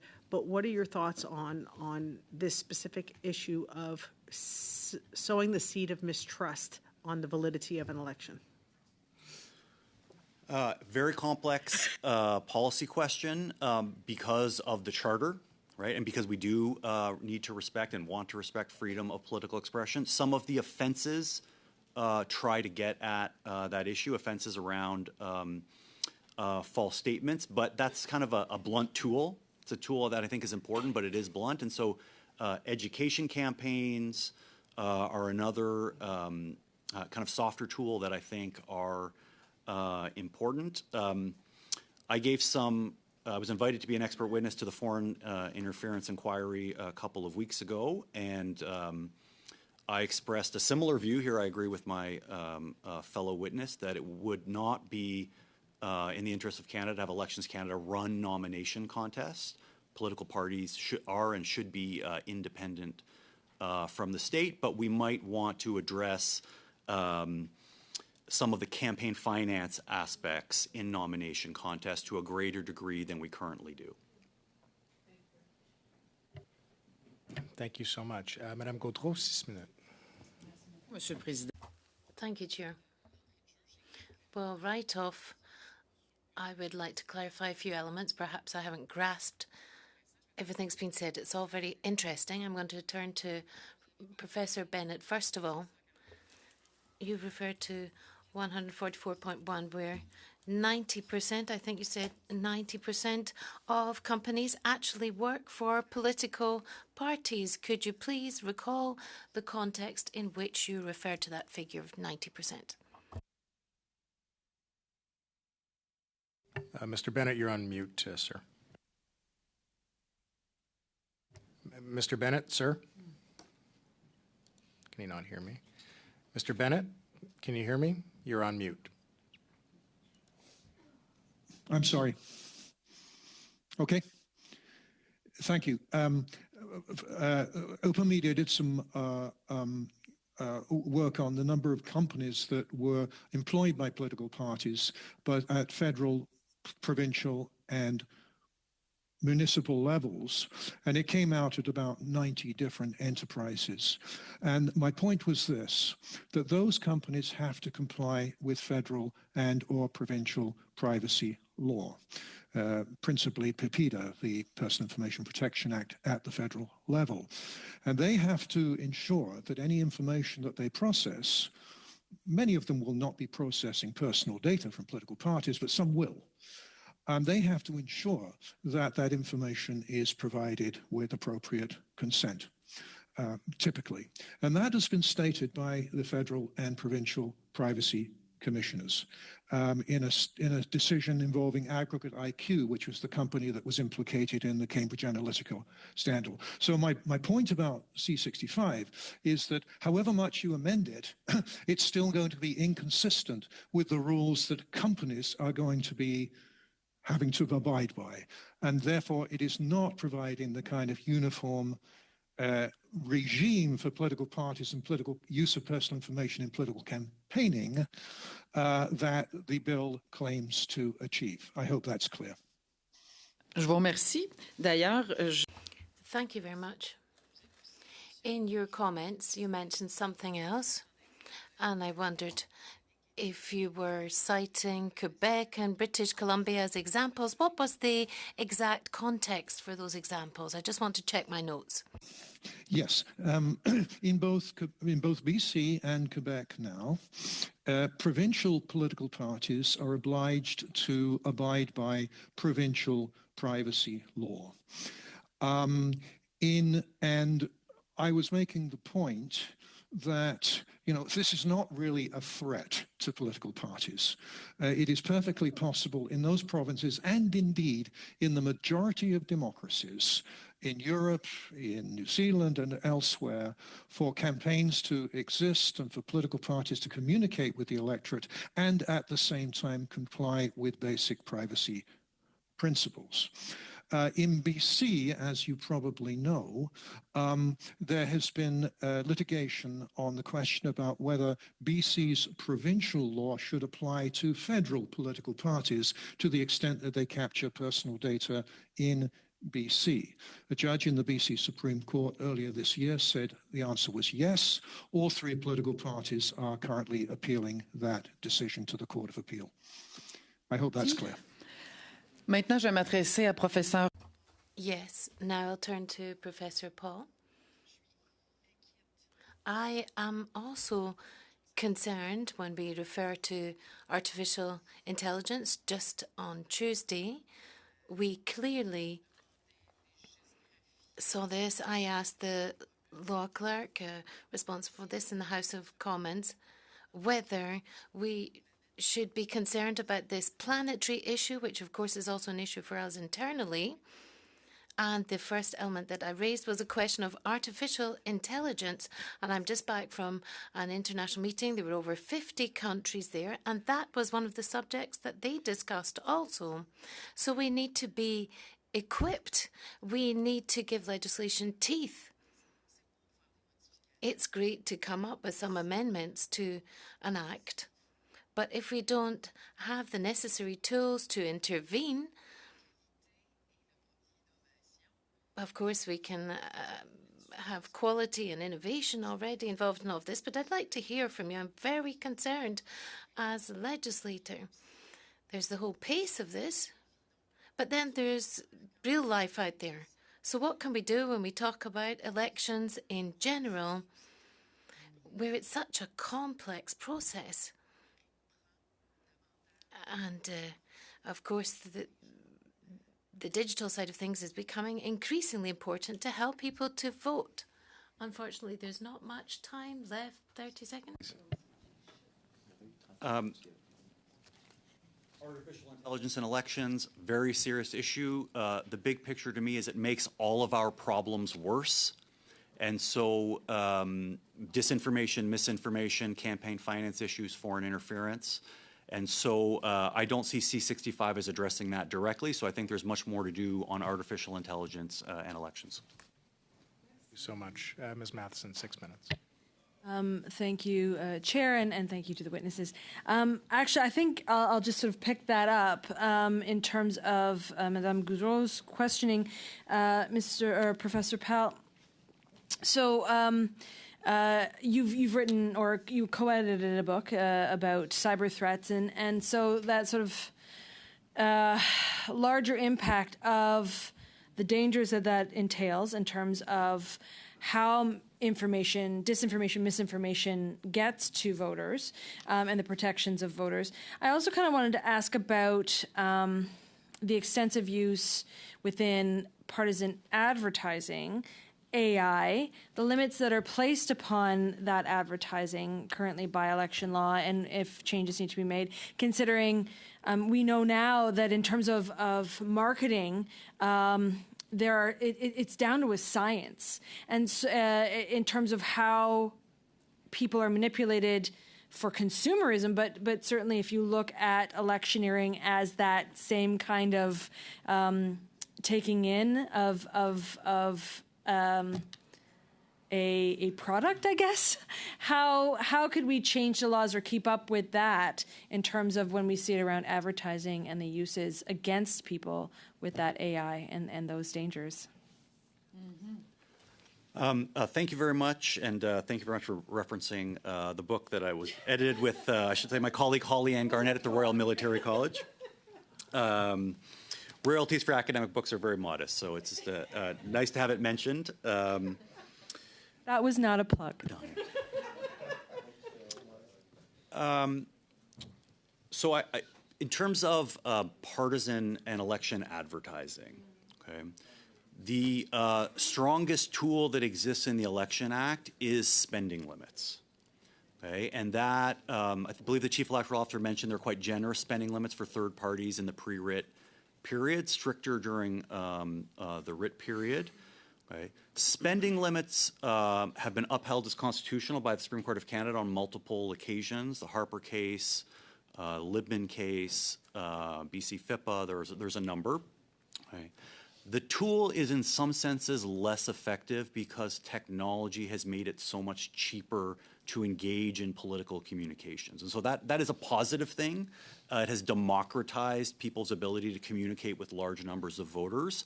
But it does mean that the third-party spending limits and the political advertising and partisan advertising spending limits are less effective when entities are using technology to communicate at very low cost.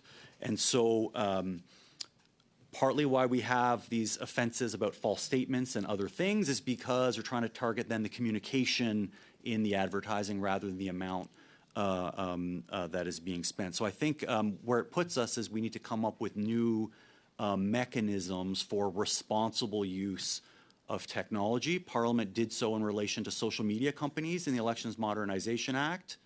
We didn't know what ads were being run on Facebook, so now there's a repository of ads. I think we need a similar updating of election laws in relation to artificial intelligence and other new technologies. There is some of that in C65, but I think there's a lot more thinking, frankly, that we all, as Canadian society, have to do to try to address that. And the technology and the techniques are changing so quickly, it's a matter of trying to respond in real time. When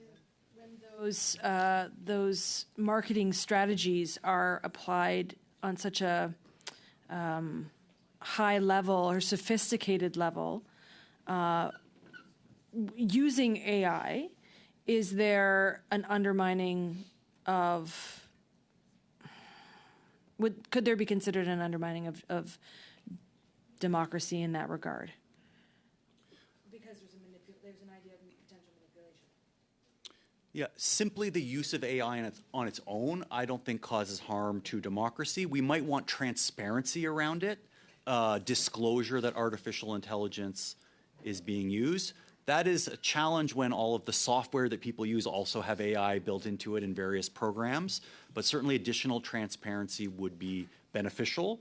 There are not that many drawbacks to additional transparency, but because the AI tools can be used for positive purposes, for good purposes as well, we should be careful about restricting their use. There are some examples of companies with AI tools in the US having internal rules around restricting their use for political advertising. So I think we need to learn more about what the practices of those companies are in the Canadian political space, because they have an impact on elections. Well, that actually kind of leads. Thank you for leading into the next question, because I wanted to ask, in terms of the research that you have done comparatively between other different jurisdictions in terms of that role or function of within elections and in election administration. Can you talk about other jurisdictions that are getting it right in terms of electoral integrity? If this piece of legislation is on the right track or not, what we could learn from other specific examples in other jurisdictions, be it provincial or other Again, international ways? we're at time, but shoot. concisely, please, Mr. Pell. I would, just for the sake of time, I would just note that Australia's legislature has a new bill in front of it that is, I would say, moving closer to the Canadian regime than it was. So there's some evidence there that people view the Canadian regime positively. Thanks very much. Mr. Calkins, the floor is yours for 5 minutes. Thank you, Chair. Mr. Chapur, I don't know if you know this or not. I actually had a private member's bill in the very first Parliament with the Trudeau administration that would have significantly limited the amount of money that third parties could use from foreign sources. And I know my colleague, Mr. Cooper, has already asked you a question about this, but I'll just give you a hypothetical example. The Tides Foundation, if you believe the information that's publicly available, has about $1.4 billion in assets. The Packard Foundation has $6.7 billion in assets. The Pew Charitable Organization has $6.7 billion. Just those three organizations alone have just under $15 billion in assets, and they fund organizations not only in the United States, but they fund them in Canada and elsewhere through non-government organizations, not-for-profits, and so on. And all of those organizations may choose to become a registered participant in the election process when we have a federal election. And of course, they would align themselves with a potentially political party. And I'm just using those three. That we're not even talking about unions. We're not talking about foreign actors or state actors or anything like this.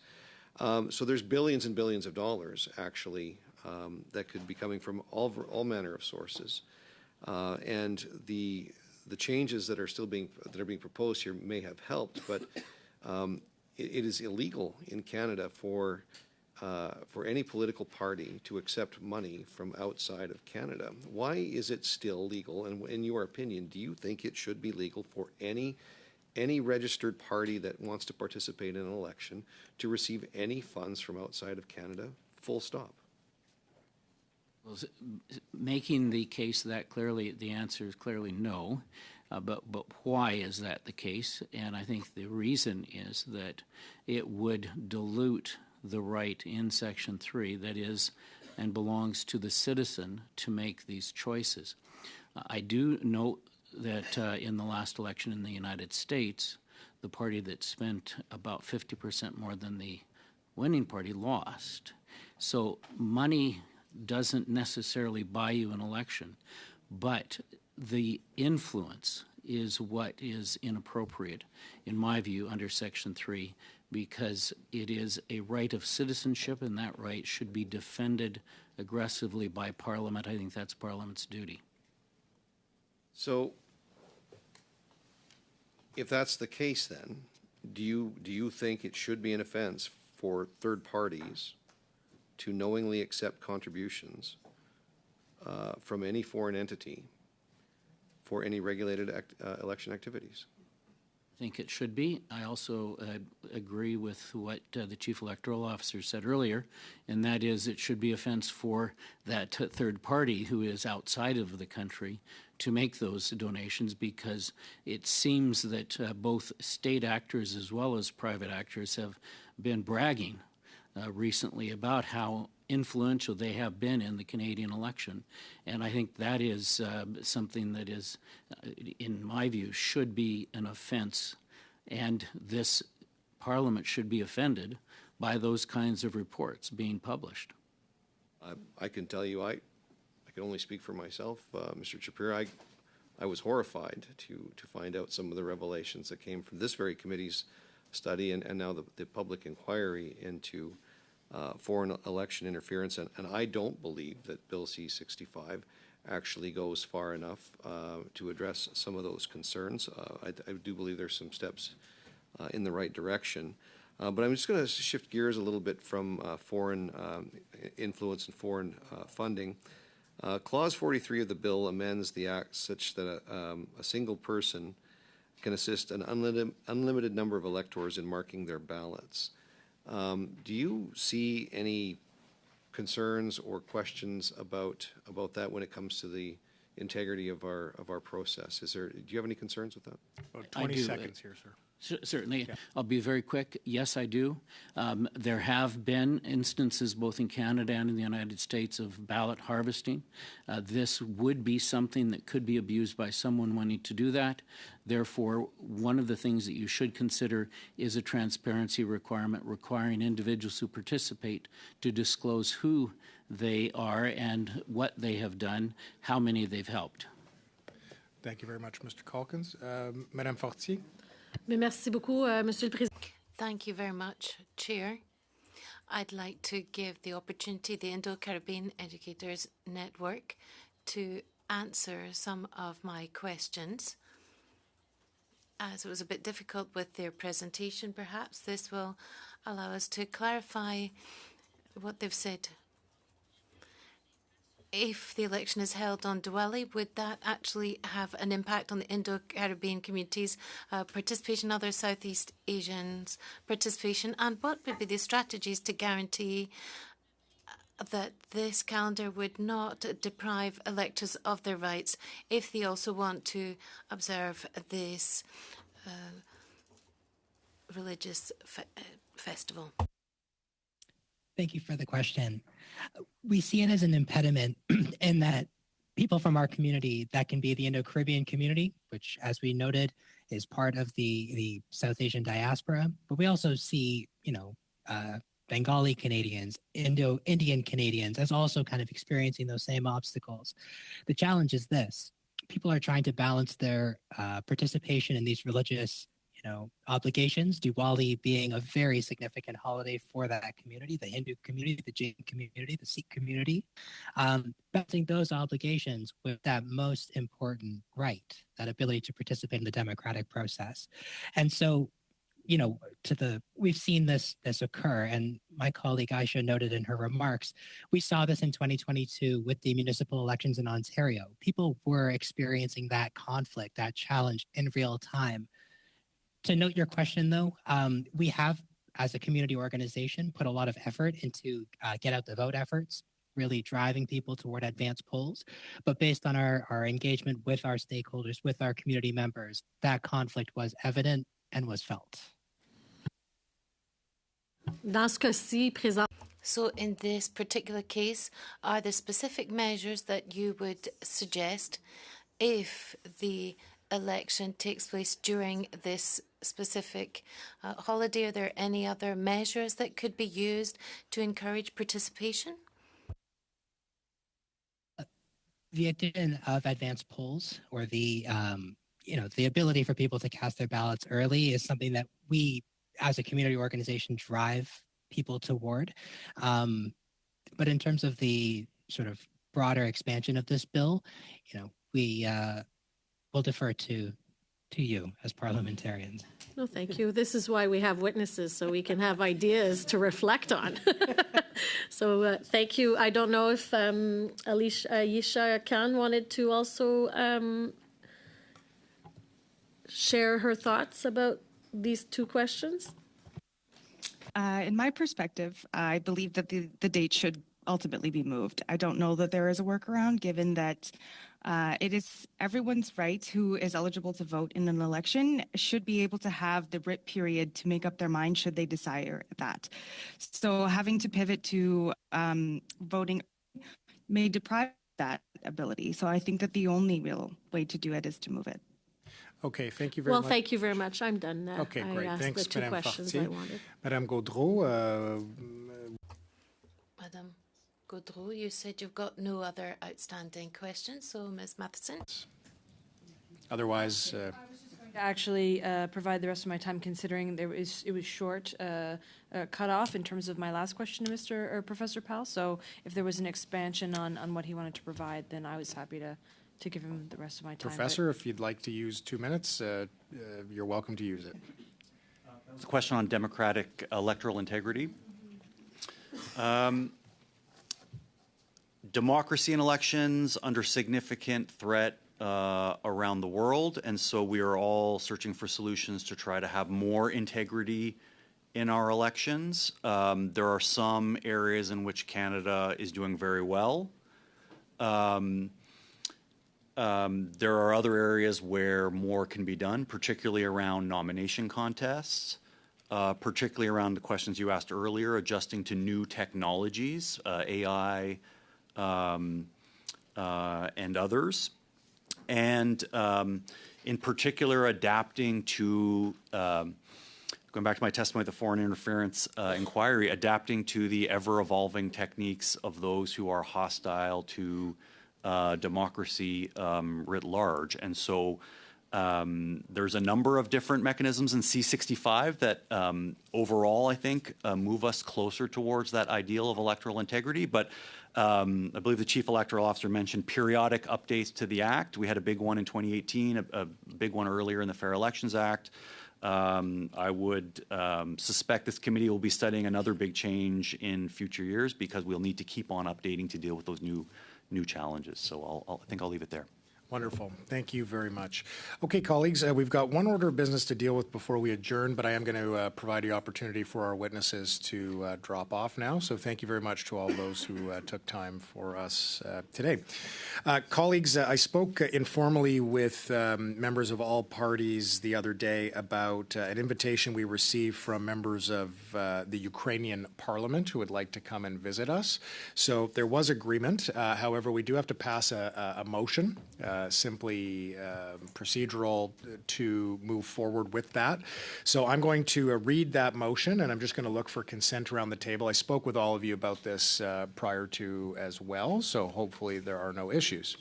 That the committee meet in an informal meeting with a delegation of women parliamentarians from the Ukrainian Parliament on Thursday, November 28th, 2024, and that the committee defray the hospitality expenses related to this meeting. So, in other words, not a formal meeting. You are not required to attend. There'll be no business of the committee discussed. It's simply an opportunity for these women parliamentarians from the Ukrainian Parliament to join. So I'm looking around for any disagreement. I see none, so we're going to consider that motion adopted. Okay, Mr. Cooper. Yep. Yeah, thank you, Mr. Chair. I just wanted to raise informally the deadline for amendments. We had discussed a deadline of Monday. We still have a number of witnesses to hear from. I think there's something like 8 on the list that we haven't heard from. The Chief Electoral Officer came before us, and he had proposed a number of amendments, and it just seems to me that in the face of that this Monday deadline is rushed. And I realize there's perhaps a desire to see that this bill get out of committee in a relatively expeditious manner. But it would seem to me that allowing a little more time would make sense in the circumstances. Mr. Cooper, I appreciate you sharing your thoughts. The committee did agree through a previous motion on the date, so in order for us to alter that, we would have to have agreement from a majority of members on the committee. There's two ways to do that. One is for me to survey the room right now. The other would be for you to formally move a motion on that matter. But colleagues, I'm looking around the room. If you can give me an indication, please, as to whether or not you would like there to be an extension on the deadline. So I'm seeing a no from Ms. Matheson. I'm looking to our Liberal members who are saying no. That is a majority. If you would like, Mr. Cooper... We'll have our amendments ready. It's just disappointing that Ms. Matheson, who previously expressed this very concern, suddenly has flip-flopped to go along with her friends in the coalition, the Liberals. Okay, thank you, Mr. Cooper, for your feedback. So, colleagues, I'm going to move to adjourn the meeting, and we will meet again on Tuesday to continue.